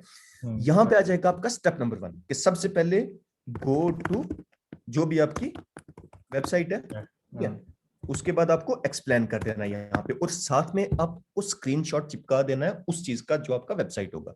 तो इससे ये होगा कि अब मेरे पास एग्जांपल नहीं है, वरना मैं आपको दिखाता कि आपकी साइट जो है ना वो हाउ टू स्कीमा पे रैंक करने लग जाती है, मतलब कार्ड्स टाइप के बन जाएंगे और आपकी साइट को एक बूस्ट मिल जाएगा ऊपर आने के लिए। तो ये 2 स्कीमास, वो जो टेबल ऑफ कंटेंट्स था उसके लिए आप इजी टेबल ऑफ कंटेंट्स करके एक प्लगइन आता है वो यूज कर सकते हैं, और प्लस फाइनली हमारे पास एक चीज होती है, वो जो होता है इसको हम कहते हैं ये जो ये क्या बोलते हैं इसको, बुलेट्स जो होते हैं, गूगल बुलेट्स को बहुत प्रेफर करता है। जैसे हम नहीं वो लिखते हैं माई बेस्ट फ्रेंड पे ऐसे 10 lines on my best friend, ठीक है। तो ये जो चीज है इसको गूगल बहुत ज्यादा प्रेफर करता है, तो आप ये चीजें अपने कंटेंट के अंदर इस तरीके से डाल सकते हैं। आपका ये चीज गूगल में एज मतलब बुलेट्स ही रैंक करता है। तो ये छोटे छोटे ट्वीक्स हैं ये आप कर सकते हैं इसके साथ साथ, तो इसमें कोई बड़ी प्रॉब्लम नहीं। तो जहां तक आपके Q&A की बात है तो उसमें तो आपको कुछ करने की जरूरत ही नहीं है, मतलब आपको सिंपली अपनी कम्युनिटी पे जाना है, उसका SEO करने की कोई जरूरत नहीं है, क्योंकि आपने डायरेक्टली यहाँ से कीवर्ड उठाया। जैसे ये कीवर्ड आपका what are the documents required to file income tax return, तो आप बस अपनी कम्युनिटी में जाएंगे, यहाँ पे आपको क्वेश्चन डालना है। अब इसमें आप एक्स्ट्रा अगर आप कुछ ऐड करना चाहते हैं तो यहाँ पे आप डाल के इससे रिलेटेड आपको FAQs मिल जाएंगे। जैसे ये आ गया what are the free, sorry ये नहीं है, ये सर जैसे क्वेश्चन आ सकता है, and I also want to know do I, ठीक है। ये आपका बन गया क्वेश्चन, आपने डिस्क्रिप्शन में ही ये कीवर्ड डाल दिया डिस्क्राइब करते करते, ये भी एक बड़ी चालाकी होती है। तो अब आपने एक ही क्वेश्चन के अंदर आपने 2 कीवर्ड्स टारगेट कर दी, ये आपके टाइटल में या आपके डिस्क्रिप्शन के अंदर, और फिर आप इसको आंसर कर दीजिए, दैट्स इट। तो मुझे लग रहा है लविश भाई अब आपको कंटिन्यू करना चाहिए, मैंने बहुत ज्यादा टाइम ले लिया, ठीक है। नहीं, नेक्स्ट काफी अच्छी था, बहुत सारी चीजें नई चीजें बताई। स्कीमा में ज्यादातर लोगों की दिक्कत होती है, और स्कीमा आपने जितने अच्छे से कवर करा उतना अच्छे से किसी यूट्यूब पे नहीं मिलेगा, कहीं पे भी नहीं मिलती वो चीज, ये चीजें कोई भी नहीं बताता। देखो लविश भाई, मैं ना बड़ा एक सिंपल तरीके से बताता हूँ आपको ना, कभी भी टेक्निकल चीजों पे कभी नहीं जाना, और खासकर जो बिगिनर्स है ना उनको पेड टूल्स पे कभी नहीं जाना चाहिए। जितना डेटा आपको, जैसे ये बिंग है, बिंग मुझे नहीं लग रहा आप में से ज्यादा लोग यूज करते होंगे, लेकिन बिंग से आपको इतना डेटा मिलता है ना, तो यहाँ से भी आप अपने कीवर्ड्स जो है उठा सकते हैं। जैसे ये मेरी वेबसाइट है, इस पे मुझे डेली के देख लीजिए कि 500 600 700 क्लिक्स मिलते हैं, ठीक है। तो ये जो अगर आप सर्च कंसोल पे जाएंगे, मुझे 30-40 हजार का ट्रैफिक यहाँ से आता है बिंग से। तो ये जितने कीवर्ड्स हैं अब यहाँ से भी आप उठा सकते हैं, जो जैसे शॉर्ट टेल कीवर्ड्स हैं, ये जैसे कीवर्ड है, इस पे मुझे लास्ट 1 मंथ में या 3 मंथ्स में इतने इंप्रेशंस मिले, और इसका जो SEO टूल है ना आपके बिंग का, ये बहुत जबरदस्त है। इसमें आपको ये गूगल नहीं ये चीज प्रोवाइड करता, लेकिन यहाँ पे आपको मिल जाएगा। ये देखिए कि US से कितनी सर्चेज हैं बिंग पे, US से कितनी है, ठीक है। ये आप सारा लोड करके आपको पूरा डेटा यहाँ से मिल जाएगा। तो अपना मतलब 30% जो फोकस है ना वो बिंग पे रखा करें। जैसे आपने पूछा कि नई साइट है उसको रैंक कैसे करवाना है, अगर आपकी नई साइट है ना तो सबसे इंपॉर्टेंट है कि आप सबसे पहले बिंग पे काम करें। बिंग पे आप इमीडिएटली रैंक करेंगे, क्योंकि बिंग जो है वो अगर आप एक जो हमारा रैंक मैथ है ना उस पे एक ऑप्शन होता है, मैं आपको दिखाता हूँ। हाँ, इंस्टेंट इंडेक्सिंग का ये पता चल जाएगा, बड़ा इजी सा है, इतना कुछ मतलब उसमें मुश्किल कुछ भी नहीं है। तो मैक्सिमम लोगों को पता होगा, जिनको नहीं पता जैसे आप यहाँ पे अगर आप जाएंगे ना रैंक मैथ में, तो ये देखिए इंस्टेंट इंडेक्सिंग ये ऑप्शन होता है। तो बस बिंग से आपको API कॉपी करना है, यहाँ से मैं दिखा नहीं सकता क्योंकि प्राइवेट होनी चाहिए, और वो ऑटोमेटिकली आपका सारा कंटेंट पूरा उसमें इंडेक्स हो जाएगा। तो जैसे मैं आपको दिखाता हूँ, ये मेरी साइट है, इस पे जो मेरे आज के ऑटोमेटिकली बिंग्स इंडेक्स हुए हैं, URL इंडेक्स हुए हैं, आज सिर्फ एक हुआ है, और दूसरा मैं आपको दिखा देता हूँ, शायद हुआ इसमें से कुछ भी नहीं हुआ। तो मतलब ऑटोमेटिकली होते हैं, आपको करने के लिए कुछ भी करने की जरूरत। ये मेरा फ्रेंड है, इसने देखो आज 12 URLs इसके ऑटोमेटिकली सबमिट हुए, इसको कुछ भी नहीं करना पड़ा, सिर्फ कंटेंट अपलोड किया और हो गया, और ये इंस्टेंटली रैंक करने लग जाते हैं। मेरे मतलब जैसे ये एक वेबसाइट है, ये कुछ 4-5 महीने पहले इन्होंने इसके ऊपर डाली, तो देखो इनको डेली के 15-20 क्लिक्स आ रहे हैं। तो ये भी मतलब 15-20 होते कुछ नहीं है, लेकिन लॉन्ग रन में अगर आप देखेंगे ना तो बहुत बड़ी बात होती है एक ऑडियंस पे।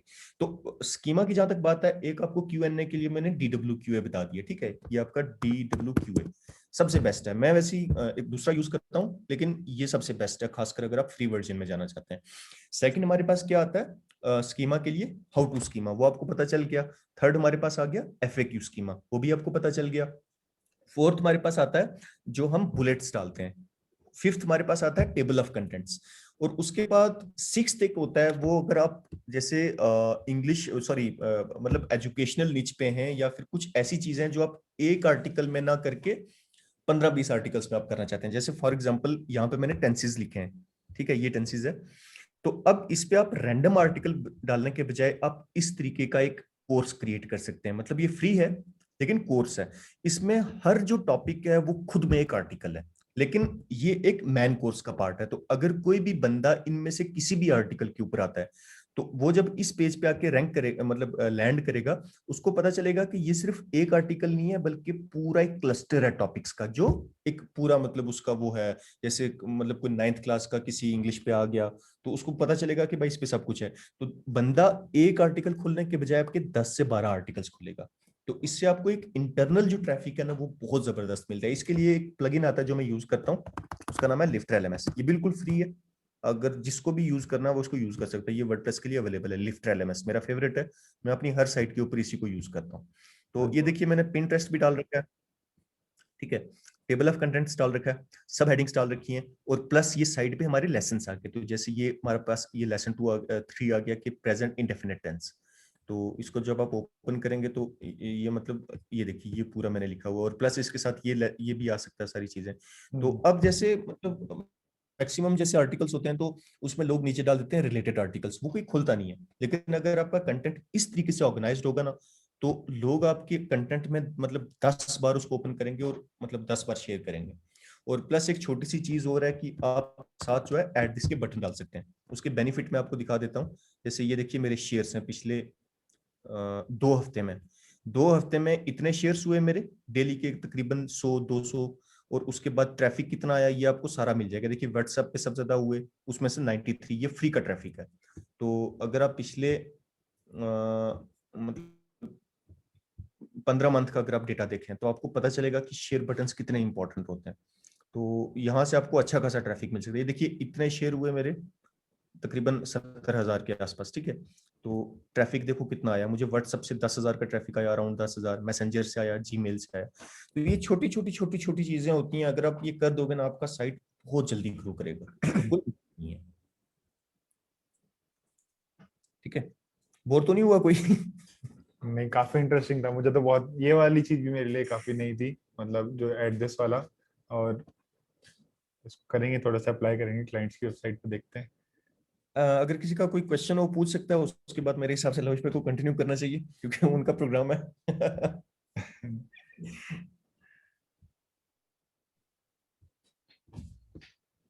Thank you.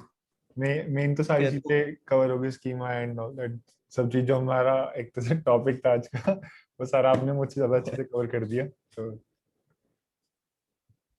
बाकी कुछ चीजें जैसे जो बैकलिंक्स वगैरह, मैं वैसे इस पे बिलीव नहीं करता, लेकिन मुझे लग रहा है आपको कवर थोड़ा सा आप कर लीजिए। जो बाकी बैकलिंक से वैसे मैं आपको इतनी एक दो चीजें बता देता हूँ कि 3-4 साइट्स हैं जिनका अथॉरिटी बहुत जबरदस्त है। एक हमारे पास है गूगल साइट्स, वहां पे आप अपने कंटेंट लिख सकते हैं। मैंने देखा है मेरे कई कंपटीटर्स हैं ना, वो गूगल साइट्स के ऊपर अपना आधा लिख के ना आर्टिकल नीचे लिंक दे देते हैं अपने मेन साइट का, ठीक है। उसके बाद हमारे पास आता है लिंक्डइन। लिंक्डइन में पोस्ट करने का ऑप्शन होता है, नीचे रेफरेंस में आप अपनी साइट डाल सकते हैं। थर्ड हमारे पास मीडियम आता है, और फोर्थ हमारे पास आता है रेडिट। ये 4 साइट्स हैं, बेस्ट हैं, जिनको मैं खुद यूज करता हूँ। तो बाकी इसके अलावा आप बता सकते हैं अगर कुछ और हो। नहीं, बस थिंकिंग कि बैकलिंक्स के ऊपर हम एक अलग से सेशन करें, पूरा 1-1.5 घंटे का, 2 घंटे का। आज थोड़ा हमारा टाइम भी लिमिटेड था, और 11-11:30 होने वाले हैं, तो थोड़ा सा लेट भी हो गया। ठीक है, ओके। तो thank you so much other भाई। ओके, थैंक यू भाई। किसी का कुछ क्वेश्चन हो तो आप पूछ सकते हो। हाँ, अगर किसी को कुछ क्वेश्चन है ना वो पूछ लीजिए, क्योंकि थोड़ा सा मतलब उसे इंटरेक्टिव होता है, और थोड़ा सा बाकी बाकी लोगों को भी पता चलेगा जी। सर मेरा क्वेश्चन था, लाइक हम किसी कीवर्ड पे काम कर रहे हैं, तो लाइक जैसे अलग सर ने बताया था कि हम एचआरएफ में जाके मतलब उसमें देखेंगे कौन कौन सी साइट इस कीवर्ड पे रैंक कर रही हैं।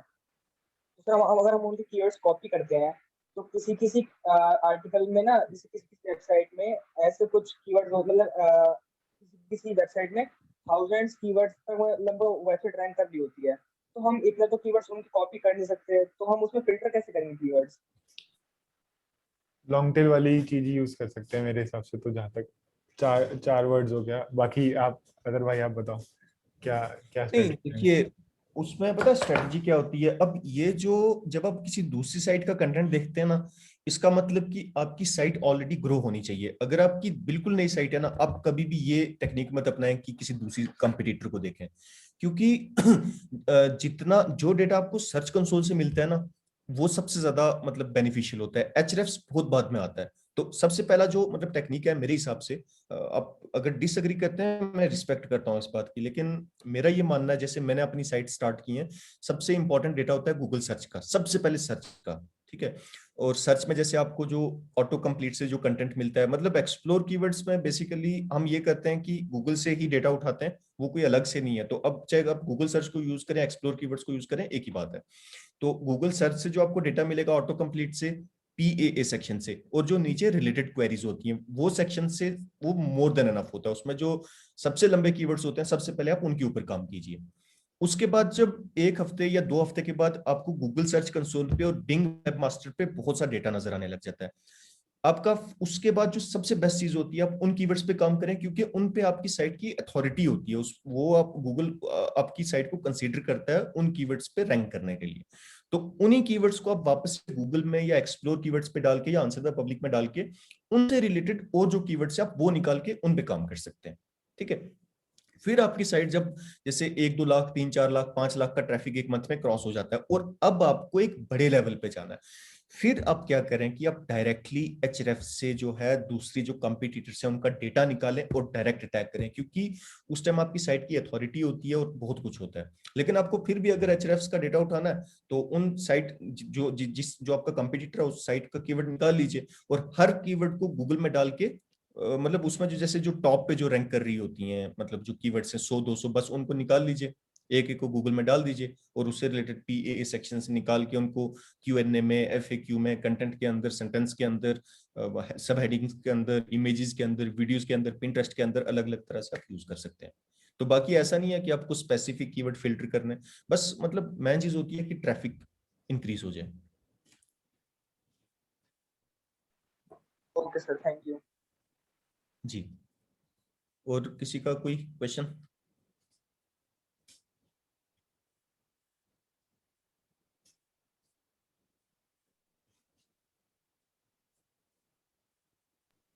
सेशन चालू रखना हो। क्या? जी,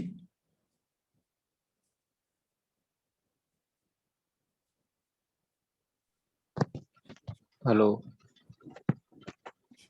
जी जी बताएं। ओके ओके, कंटिन्यू रखे।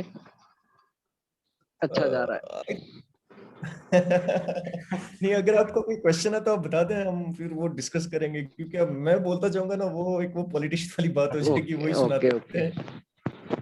हम कोई कंप्यूटर डायरेक्ट एचआरएफ से निकालते हैं, तो क्या अच्छा रहता है कि नहीं रहता है न्यू साइट के लिए? मतलब नहीं, जो न्यू साइट है ना, उसके लिए आप कभी भी कंपटीटर्स की तरफ मत जाएं, आपका बेड़ा गर्क हो जाएगा। अगर आपको like you need a quick growth, तो आपको मैंने सिंपल सा बताया कि आप मतलब मेरी जो साइट है एक्सप्लोर कीवर्ड्स पे, या फिर गूगल का जो पीएए सेक्शन है, वहां से वो कीवर्ड्स नहीं निकालें जो मैं वही साइट बता रहा हूँ कि जो सर्विस दे रही है, मतलब उसके अंदर कोई ऐसा कंटेंट नहीं है जो सर्विस दे रही है, मतलब उसके अंदर हम कंटेंट ज्यादा नहीं डाल सकते, मतलब जो स्टैटिक वेबसाइट है ऐसी वेबसाइट के लिए एसईओ कैसे करें?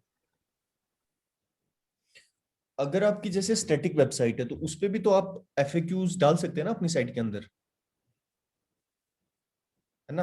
हाँ हाँ, मतलब वो डाल सकते हैं। एफएक्यूज डाल सकते हैं, और आपकी जो साइट की जो नीच है, उस नीच से रिलेटेड जितने क्वेश्चंस हैं, आप वो भी अपनी साइट में मतलब कम्युनिटी के अंदर कवर कर सकते हैं। मतलब आपका कम्युनिटी एक more like an FAQ section हो जाएगा। तो जितने ज्यादा कीवर्ड्स आप कवर करेंगे, तो उतना आपको बेनिफिट देगा। और उसमें आप दूसरी चीज ये कर सकते हैं कि जब आप मतलब अपनी FAQ सेक्शन या फिर Q&A सेक्शन जब आप क्रिएट करेंगे ना, तो उसमें आंसर करने के बाद आप लिंक डाल सकते हैं अपने मेन पेज का, और उसमें आप प्रॉपर एंकर टेक्स्ट यूज कर सकते हैं एक कीवर्ड को। तो गूगल उसको लिंक जूस मतलब पास होगा उससे, और उसको एक कीवर्ड मान के आपके जो मेन पेज है, जो आपका पिलर कंटेंट है, उसको गूगल अथॉरिटी पास कर देगा। आपकी साइट से ही आपकी जो मतलब मेन पेजेस हैं, पिलर पेजेस हैं, उनको वहां पे अथॉरिटी पास हो जाएगा। इंटरलिंकिंग हाँ, मतलब इंटरनल लिंकिंग इसको कहते हैं। तो उसमें बस यही है कि आपकी जो कम्युनिटी सेक्शन होगी, क्योंकि उस पर आपको ज्यादा कुछ करना नहीं है, क्वेश्चन आंसर्स डाल लें, आंसर मतलब करके नीचे आपको बॉटम में एंकर टेक्स्ट या कंटेंट के उस आंसर के बीच में ही आप एंकर टेक्स्ट डाल सकते हैं, और उसमें आप लिंक डाल दीजिए मेन पेज का। तो जब कोई बंदा उस क्वेश्चन, जब आपका क्वेश्चन रैंक होगा, वहां पे जब आपका बंदा आएगा, वो आंसर पढ़ेगा और फिर आपके मैन पे जाएगा। तो अगर आपका डायरेक्टली आपका पेज रैंक नहीं कर रहा, मतलब हो सकता है कि ना करे, गूगल की मर्जी है, करवाए ना करवाए। तो अब ये शायद लविश भाई आपको ज्यादा अच्छे से बता पाएंगे, मुझे आइडिया नहीं है स्टैटिक साइट्स का। लेकिन मेरा ये मानना है कि आप उससे रिलेटेड कीवर्ड्स को अपनी कम्युनिटी में कवर करें या वीडियोस में कवर करें, और वहां से लिंक पैक दे दें मैन पेजेस का। तो विद टाइम गूगल को लगेगा कि अगर ऑडियंस इनडायरेक्टली आपके पेजेस पे आ रहा है, तो उसको वो अथॉरिटेटिव मानता है, तो फिर वो ऑटोमेटिकली वो पेज भी आपका रैंक करने लग जाएगा। That's it.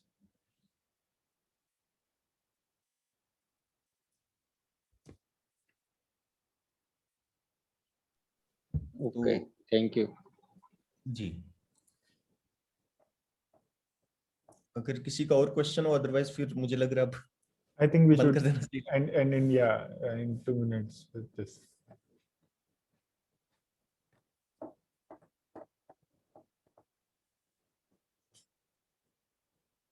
किसी का क्वेश्चन है कोई?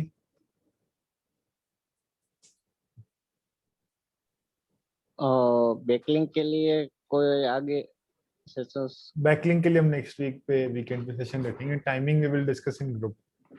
अच्छा सर, मैं एक नॉर्मल सा क्वेश्चन पूछना चाह रहा था। मेरे को पता तो है वैसे क्या करना है, बट जस्ट आप पूछ रहे हो तो मैं कंफर्म कर लेता हूँ, क्रॉस चेक कर लेता हूँ। कुछ प्रॉब्लम की बात नहीं है उसमें। तो एक वेबसाइट है ई-कॉमर्स, उस पे इशू यह है कि 40% जो पेजेस है ना उसके वो इंडेक्स नहीं है, लेकिन गूगल ने सारे क्लॉल कर रखे हैं। ये जो डेटा बता रहा हूँ ना 40%, ये सर्च कंसोल में ही है कि ये इंडेक्स नहीं कर रखे हैं।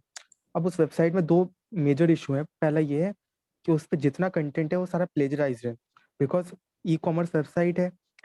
तो और भी ई कॉमर्स वेबसाइट्स हैं कुछ जो सेम डिस्क्रिप्शन साइट यूज़ करती हैं, बिकॉज सबको एक ही सोर्स से मिला है डिस्क्रिप्शन, जो कि ब्रांड है। उसने सबको बांटा, सबने अपनी अपनी वेबसाइट पे लिस्ट कर दिया है वो सेम। तो सबके पास सेम कंटेंट है, सबके साथ पास सेम फोटोज हैं, और प्रोडक्ट भी मतलब काफ़ी काफ़ी सिमिलर सिमिलर ही है कि हमारे पास जो प्रोडक्ट है वो और भी वेबसाइट बेच रही हैं सेम प्रोडक्ट। एक तो ये इशू है वेबसाइट का कि प्लेजराइज कंटेंट है। सेकंड इशू है इंटरनल लिंकिंग मतलब बहुत ज़्यादा ख़राब है। मीन्स वहाँ पे टेक्स्ट वगैरह में कहीं पे लिंक्स हैं ही नहीं, मतलब कोई और पेज पे जा ही नहीं सकता। अगर एक पेज पे आ गया तो वो सिर्फ मेजर जगह से जा सकता है, बिकॉज एक ब्रांड पेज है तो दूसरे ब्रांड पे जा सकता है, सिर्फ बैक नहीं आ सकता वहाँ से, उसको होम पे जाना पड़ेगा। तो एक तो ये इंटरनल लिंकिंग का इशू है। सेकेंडली कुछ कुछ उसमें साइड मैप भी जो है ठीक से नहीं है। तो ये सब तो मैं इशू जानता हूँ, मुझे ऑलरेडी पता है। इस वजह से मेरे हिसाब से वो इंडेक्स नहीं कर रहा उन पेजेस को। और कुछ मुझे सोचना चाहिए उस बारे में, या फिर इस पे बस फोकस करूँ एंड हो जाएगा? उसमें ना आप एक दो चीजें ये कर सकते हैं कि वही मैं आपको वापस से बताऊंगा। जैसे आपको थोड़ा सा अपना कंटेंट तो आप मतलब उसका ऑप्टिमाइज करेंगे। साइट मैप तो आपको पता है यार, वो रैंक मैथ के थ्रू आप उसको कर लेंगे। और दूसरी चीज जो आपके इंटरनल लिंकिंग है, वो भी आपको पता है वो कैसे करना है। वो चाहे आप साइड बार में करें, चाहे जैसे अमेजन ने किया हुआ है, आपने देखा होगा कि वो ऊपर मेगा मीनू करके होता है एक मतलब उसमें ओशन WP तो बाय डिफॉल्ट प्रोवाइड करता है। अब आपके थीम में अगर वो चीज है, अदरवाइज आपको कोड कनाइन से या फिर अब कहीं से भी आप देख सकते हैं, $10-12 का मिलता है, वो डाल सकते हैं। तो उससे ना एक पूरा मेगा मेनू बन जाएगा। अगर आप चाहें ना, मैं आपको एक बार दिखा देता हूँ 2-3 साइट से यूज सर करके, actually just a problem second. क्या है ना कि प्लगइन्स तो बहुत सारे हैं, बट जो वेबसाइट है ना वर्डप्रेस या शॉपिफाई पे नहीं है। वो एक अननोन से प्लेटफॉर्म पे है जिसका नाम है स्टोरीपो। अब उस पे जो है ना ही मुझे पता है, कोई प्लगइन वगैरह है नहीं, कोई नहीं कोई उस प्लेटफॉर्म को जानता है। और उसका जो सी पैनल है उसके अंदर भी जाते हैं तो बहुत लिमिटेड ऑप्शन है। मीन्स इतना भी ऑप्शन नहीं है कि मैं कैटेगरीज को, बहुत लिमिटेड ऑप्शन है मतलब उसमें चेंजेस करने के। बस ऐसा है कि प्रोडक्ट ऐड कर सकते हो आप, अपना डिस्क्रिप्शन एक बॉक्स बना है वहाँ पे डिस्क्रिप्शन डाल दो सिर्फ आप। तो उसमें आप ऑप्शंस ही नहीं है, तो मेरे को बहुत ज्यादा स्ट्रगलिंग हो रहा है मेरे लिए। उसमें आप एक दो छोटी सी चीजें ये कर दें कि जहाँ पे डिस्क्रिप्शन होगा ना, जहाँ पे आपने थोड़ा सा आप कंटेंट उसको ट्वीक करेंगे, साथ साथ उसके मतलब थोड़ा सा उसका FAQs डाल दीजिए। उससे आपका ना मुझे लग रहा है कि बहुत जल्दी रैंक करना स्टार्ट कर जाएगा। क्योंकि ऐसा होता है ना, मैं आपको एक एग्जांपल देता हूँ। मैं अपनी साइट पे, मेरी एक वेबसाइट है, उस पे मैंने क्या किया कि तकरीबन एक दूसरी साइट थी मेरी कंपिटिटर थी, वो US की साइट है, 2012 से उसका एक कंटेंट है, रैंक कर रहा है।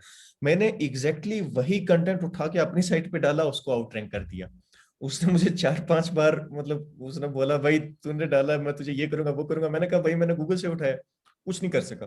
तो वो मैंने देखा कि अगर आप अपने कंटेंट को मतलब जब आपने थोड़ा सा डिस्क्रिप्शन डाल दिया, उससे रिलेटेड अगर आप FAQs डाल देते हैं, वो तो आपको पता ही है कि आप किसी भी चीज में डाल सकते हैं FAQs, क्वेश्चन आंसर। तो आप मतलब 5-5 क्वेश्चन एक वो डाल दीजिए।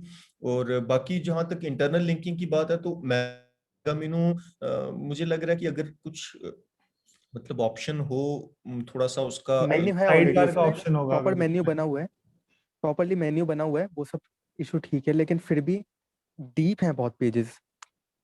लाइक एक कैटेगरी है, उसके अंदर और कैटेगरीज हैं, उसके अंदर और डीप चली जाती है बहुत वेबसाइट।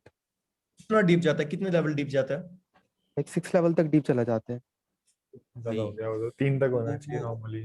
मतलब 3 तक हो ना, ऐसा वो है कि बेस्ट रहता है जी। ऐसा है कि मतलब स्किन केयर प्रोडक्ट्स हैं, स्किन केयर के अंदर फिर हेयर भी आ जाते हैं। मतलब बहुत सारी कैटेगरीज आ जाती, हेयर भी हैं, कंडीशनिंग भी है, शैम्पूज भी हैं, शैम्पूज में भी ब्रांड्स हैं, उन ब्रांड्स में भी कुछ ऑर्गेनिक हैं, कुछ मतलब नॉर्मल टाइप के हैं, कुछ लाइक इम्पोर्टेड है। मतलब बहुत कैटेगरीज बना रखी है उन्होंने, आपके पास एजेंसी नहीं कर रहा है उनके लिए ये सारा काम। आपके पास टैगिंग करने का ऑप्शन है उस पे? किस चीज को टैग करने का? मतलब कि जैसे आप कैटेगरीज डालते हैं ना, उसी तरह से हमारे पास एक टैग करने का भी टैक्स ऑप्शन होता है, वो है है आपके? उसमें है ऑप्शन, टैक्स है।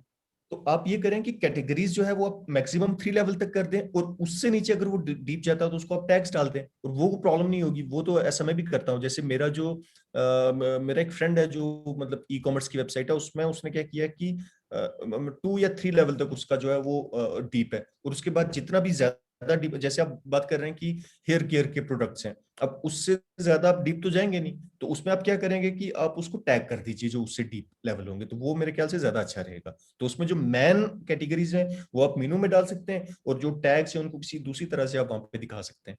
ये चीज बेस्ट रहेगी आई थिंक। यस, उसमें कर रखा है इस तरीके से, बट वो भी अभी ना क्रॉल हो रखे हैं, गूगल पे ऐसा दिखाता है क्रॉल्ड है ऑलरेडी, इंडेक्स नहीं है।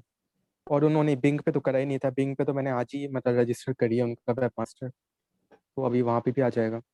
हाँ, बिंग पे आप ट्राई करें कि जो आपकी कैटेगरीज हैं सबसे पहले आप उनको करवा दें, क्योंकि वहां से ना जो बिंग का बोट है वो ज्यादा प्रोडक्ट्स को कर पाएगा। तो मतलब स्पेसिफिक प्रोडक्ट्स रैंक करवाने, मतलब उस पे इंडेक्स करवाने के बजाय आप डायरेक्टली कैटेगरीज को करवा दें, ताकि वो उसका जितना है वो सबको वो क्रॉल करते हैं आप, मतलब उस पूरे कंसेप्ट को।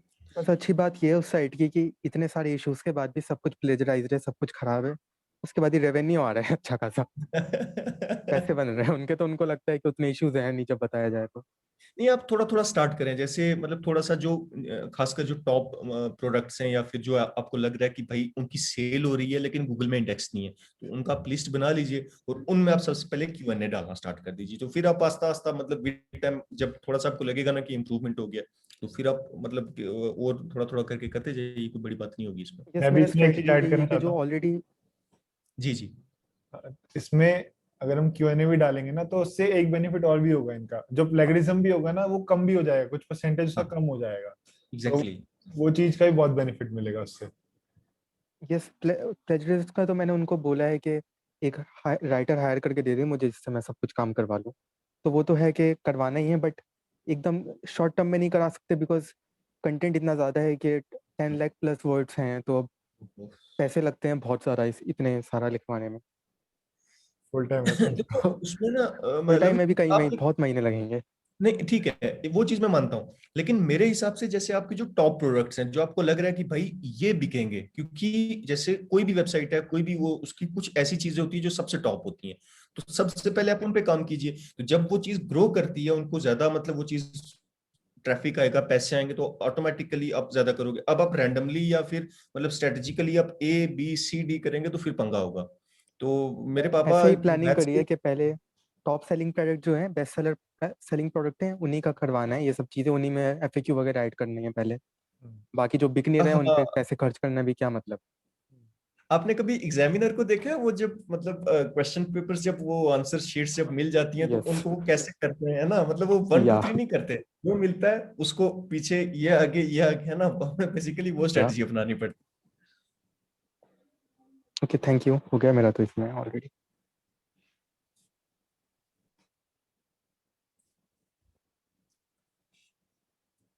सो आई थिंक मुझे लग नहीं रहा किसी और को कोई क्वेश्चन होगा, we can just conclude that. Yeah.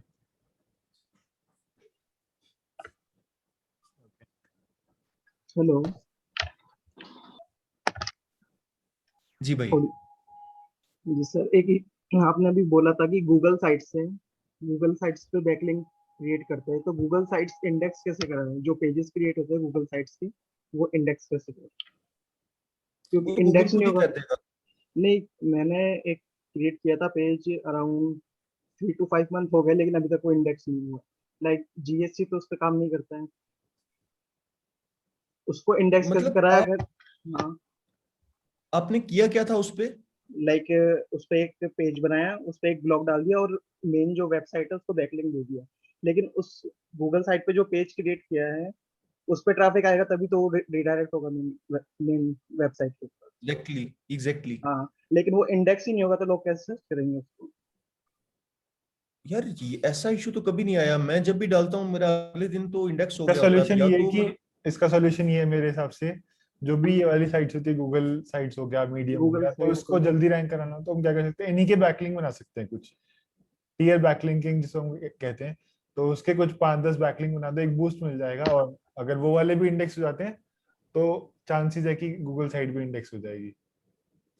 इस टाइप के आई थिंक, जैसा मेरा एक्सपीरियंस है, मैं काफी ज्यादा वेब 2.0 पे मतलब पोस्ट करता था पहले, तो वो तो ऑटोमेटिकली खुद से इंडेक्स होते हैं, उनमें कुछ करना थोड़ी है हमें। ओके, गूगल साइट्स नहीं हो रही है, बाकी वेब 2.0 मैंने देखे हैं, गूगल साइट्स नहीं हो रही अभी तक। इंडेक्स ट्राई किया है मैंने लेकिन नहीं हुआ इंडेक्स, आप एक बार टाइम लग रहा है। लिंक्डइन को ट्राई करें ना, ठीक है, मैं करता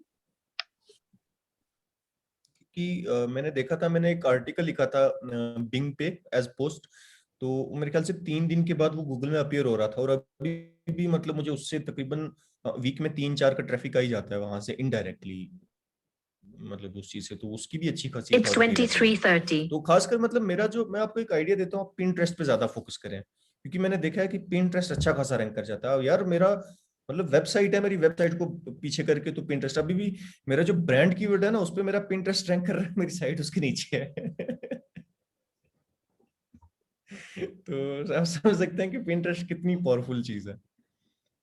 और एक ये क्वेश्चन था कि जो ई कॉमर्स साइट्स हैं, तो जिसे पिन करते हैं, पिन, वो पिंटरेस्ट का एक वो आता है, एक्सटेंशन आता है पिनिंग के लिए, तो वेबसाइट पे प्रोडक्ट पे जाए, ई कॉमर्स वेबसाइट पे, और उन प्रोडक्ट को पिन करें बोर्ड्स के अंदर, तो वो सही है वो करना? नहीं, वो आइडिया सही नहीं है। वो तो हो गया कि भाई सेव करना, अगर आपको पिंटरेस्ट पे रैंक करवानी है ना चीज, तो फिर नहीं, हाँ, वो आपको क्रिएटेड सेक्शन में ही जाता है, लेकिन वो सेव सेक्शन में नहीं जाता है। अगर मैं पिन भी कर रहा हूँ, फिर उनको एडिट करके उनका एक्स्ट्रा मतलब टाइटल, डिस्क्रिप्शन, लिंक तो हो जाता है। लाइक जिस प्रोडक्ट पेज से उसको सेव किया तो लिंक ऑटोमेटिक उसको मिल जाता है पिंटरेस्ट में, फिर उसके लिंक बाद में। मिल जाता है, लेकिन उसमें उसमें पता प्रॉब्लम क्या आती है, उसमें एक छोटी सी प्रॉब्लम आती है, वो जो प्लेजरिज्म की बात आ जाती है, क्योंकि वही इमेज आपकी साइट के ऊपर है, वही इमेज वहां पे है। तो उसका सोल्यूशन ये है कि आपकी जो प्रोडक्ट्स पेज है ना, उनको या तो आप उनको थोड़ा सा ना कैनवा पे डाल के एडिट करके थोड़ा सा बीच में डिस्क्रिप्शन डाल दीजिए, क्योंकि गूगल ना आपकी इमेज के डेटा को भी रीड करता है। तो अगर आपने इमेज के ऊपर कोई चीज लिखी हुई है, मतलब कीवर्ड डाला हुआ है, तो वो अगर आपने कीवर्ड अपने टाइटल में या डिस्क्रिप्शन में ना डाला हो, आपकी इमेज तब भी रैंक करेगी, क्योंकि गूगल, अब मैं आपको एक एग्जांपल देता हूँ। एक वीडियो है जिसमें बंदे ने मेरी वेबसाइट जो एक्सप्लोर कीवर्ड्स उसको रिव्यू किया, किसी भी जगह पे लिंक में, डिस्क्रिप्शन में, टाइटल में उसने एक्सप्लोर कीवर्ड्स नहीं मतलब लिखा हुआ, लेकिन क्योंकि वो बोल रहा है, गूगल ने उसको पहचान दिया कि भाई इसमें है, तो वो मतलब जब मैं अपनी इसको सर्च करता हूँ यूट्यूब पे, वो वीडियो रैंक कर जाती है। तो इसलिए आप क्या करें कि आपकी जो इमेज है ना उसको कैनवा पे अपलोड करके थोड़ा सा उसके नीचे थोड़ा सा डिस्क्रिप्शन डाल के उसको डाल दें पिंटरेस्ट के ऊपर, उस अच्छा सा टाइटल वहां पे डाल के, मतलब टाइटल डिस्क्रिप्शन, और फिर आप उसको एल टेक्स्ट वगैरह वो डाल के, तो वो फिर आपकी अच्छे से रैंक करेगी, अगर आपको पिंटरेस्ट का सही बेनिफिट उठाना है।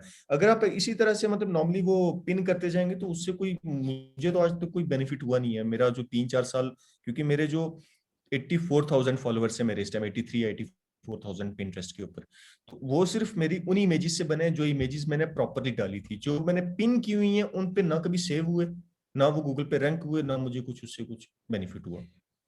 क्योंकि अभी थोड़े दिन पहले मैंने मतलब 1 मंथ अराउंड मैंने मैनुअली क्रिएट की थी, लेकिन ट्रैफिक डाउन हो रहा था, फिर मैंने पिनिंग चालू की तो उससे इंप्रेशन बढ़ गया पिंटरेस्ट पे, इसलिए हाँ लेकिन ऐसा हुआ मेरे साथ इसमें। देखो मैं आपको एक चीज बताता हूँ, आप ना यहाँ पे ह्यूमन मेंटेलिटी की बात करें कि अगर कोई बंदा आपकी इमेज को देख रहा है ना, तो जब तक उसको कोई वो मतलब ये नहीं मिलेगा कि इसको मुझे क्लिक करना है, तब तक फायदा नहीं होगा। इंप्रेशन तो आपको अच्छे खासे मिल जाएंगे, लेकिन जो कन्वर्जन तभी होगी जब आपने उस पिन पे इमेज भी डाली होगी, टेक्स्ट भी डाला होगा, और एक रीजन प्रोवाइड किया होगा कि भाई तू इसको क्लिक कर। अब सामने एक बंदे की शक्ल है, आपको पिंटरेस्ट पे मिल रही है, आप उसको क्या करोगे? देख के ऊपर कर दोगे उसको, या कोई भी एक आपको सीनरी मिल गई है उसको ऊपर कर दोगे। लेकिन सीनरी के साथ आपने बोल दिया कि 5 important things about this page that you don't know, तो बंदा क्यूरियस हो जाता है यार इसको चेक करूं। या फिर आपका प्रोडक्ट है तो आप उसमें बोलोगे यार ये एक ऐसा प्रोडक्ट है, वो जैसे मार्केटिंग वाले के मुझे पेन बेच के दिखाओ तो वो कुछ उस तरह की स्ट्रेटेजी आप उसमें डाल दीजिए, तो वो बंदा ना एक कंपेल होता है उसको क्लिक करने के लिए। तो आप एक बार ये चीज ट्राई करें, उस पर मतलब थोड़ा सा डिस्क्रिप्शन डालें, थोड़ा सा उसको क्लिक करने का एक वो चीज प्रोवाइड करें, तो एक तो आपकी इमेज प्लेजराइज्ड कंटेंट में नहीं आएगी, क्योंकि वो यूनिक होगी, उसका साइज अलग होगा, उसके अंदर थोड़ा सा चेंजेस होंगे, तो उसके रैंक करने के चांसेस बहुत ज्यादा होते हैं। इसमें इमेज एसईओ में एक चीज ऐड करना चाह रहा था कि जब इमेज का आप फाइल नेम ले, तो कुछ लोग क्या करते हैं कि स्पेसेस यूज करते हैं, जैसे कि कीवर्ड एक्सप्लोरर है सर की साइट, तो कीवर्ड लिखेंगे स्पेस एक्सप्लोरर, तो उससे बेटर आप प्रेफर करें कि अगर सिर्फ स्पेस देना ही है तो स्पेस की जगह आप डैश यूज कर लें, स्पेस ना दे, बिकॉज गूगल क्या करता है स्पेसेस का कि %20 की तरह ट्रीट करता है उनको।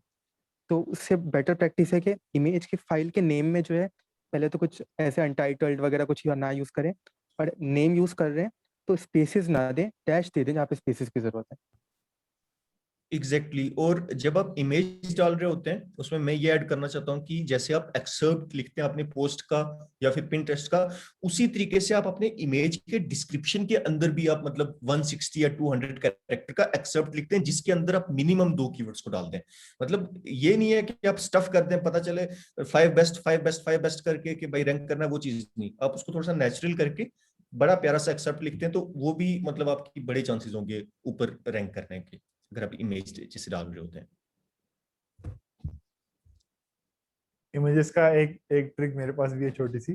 तो मैं क्या करता हूँ, मैं जब फाइल सेव करता हूँ तो प्रॉपर्टीज सेक्शन में जाके वहां पर उसका टाइटल और रिव्यू का ऑप्शन आता है। अभी मैक पर हो तो मैक पर तो नहीं शो करेगा, बट विंडोज में ये ऑप्शन आता है कि आपकी को जब इमेज फाइल होती है उसकी प्रॉपर्टीज पर क्लिक करो, आपको टाइटल, उसका डिस्क्रिप्शन, वहां पर रिव्यूज, ये विंडोज 7 और 10 दोनों में ऑप्शन रहता है। तो मैं हमेशा वो चीज करके देन उसको इमेज को अपलोड करता हूँ, और वो फाइल नेम वगैरह वो सब चीज ऑप्टिमाइज करके, इससे मतलब मेरे को जहां तक है कि काफी रिजल्ट अच्छा मिला इस चीज से। नाइस। अब मेरे पास भी मैक की है, फिर तो मैं भी बेकार हो गया तो आरडीबी में कर सकते हैं आप। नहीं अच्छी चीज है। वैसे इमेज जो है ना, मुझे बड़ा लगता है कि भाई इमेज में बहुत पावर है, खासकर जहाँ पे कॉम्पिटिटिव नीचेज आ जाती है ना। आपको पता है भाई सामने जैसे नील पटेल है, मेरी क्या औकात है नील पटेल के सामने। तो अब हम क्या करेंगे, एक दूसरा मतलब एक इनडायरेक्ट वे अपनाएंगे, तो उसमें या तो आप इमेज डालें, या फिर जो आजकल नया ट्रेंड आया, क्योंकि अगर आप देख रहे हैं कि अगर क्लब हाउस आज के जमाने में आया ना, तो जो पॉडकास्ट होते हैं इनका बहुत पावर है। तो उसके लिए जो anchor.fm करके एक वेबसाइट है, ANCHOR.fm, ये शॉपिफाई ने प्रोवाइड किया, यूट्यूब टाइप किया, या फिर एक podcasts.com करके एक वेबसाइट है, या मेरे ख्याल से podcast.com है। एप्पल पॉडकास्ट तो भी या है। हाँ पॉडकास्ट, तो वो यूज करें। वहां पे आप मतलब एक जैसे आपको रिव्यू करना है, किसी आपने एक प्रोडक्ट डाल दिया या कोई ऐसी चीज सर्विस डाल दी, तो उसका 3 या 4 मिनट का या 2 मिनट का रिव्यू वहां पे डाल दें, और उसको अपने प्रोडक्ट के पेज के अंदर इम्बेड मतलब इम्बेड कर दें किसी प्लगइन को यूज करके। उससे गूगल आपकी पोस्ट को पॉडकास्ट का वो प्रोवाइड करेगा, मतलब एक स्कीमा प्रोवाइड कर देगा। तो जब आपका आर्टिकल रैंक होगा तो गूगल बताएगा कि इसके अंदर ये चीज भी है, और जो पॉडकास्ट है वो खुद से भी गूगल के अंदर रैंक करेगा। और मतलब वो गूगल के जैसे जो वॉइस सर्च होती है उसके अंदर उसके रैंक करने के बहुत चांसेस होते हैं जो आपका पॉडकास्ट होता है, क्योंकि गूगल आपकी हर वर्ड को अंडरस्टैंड करता है। जितना आपने 2-3 मिनट में बोला है तो वो आपको एक बेनिफिट मिल जाता है कि भाई जहाँ पे आपका आर्टिकल, वीडियो, इमेज नहीं रैंक कर रहा तो वहां पे आपका पॉडकास्ट रैंक कर जाएगा। तो ये भी एक अच्छी प्रैक्टिस है इस चीज के लिए। That's also a new thing. So, बाकी अगर किसी का क्वेश्चन हुआ तो वो फिर अपन ग्रुप में डिस्कस कर सकते हैं इंशाल्लाह। yeah. Okay.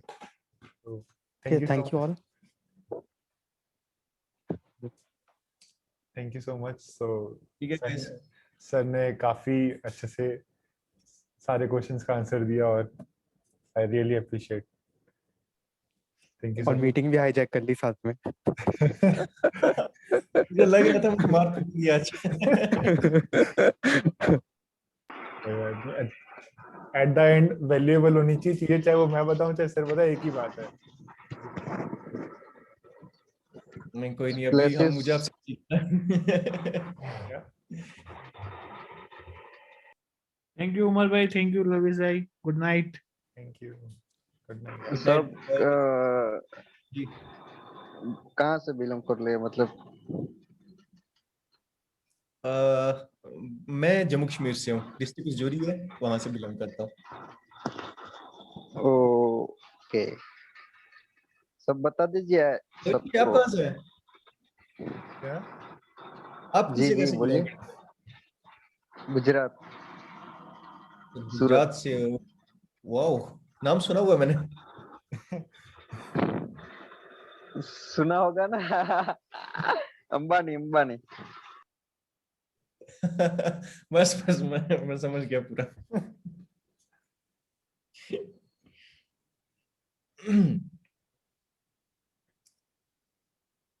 तो ठीक है, अभी मिलते हैं फिर। Okay, good night, see you soon. Thank you, good night. Yeah, good night. Okay.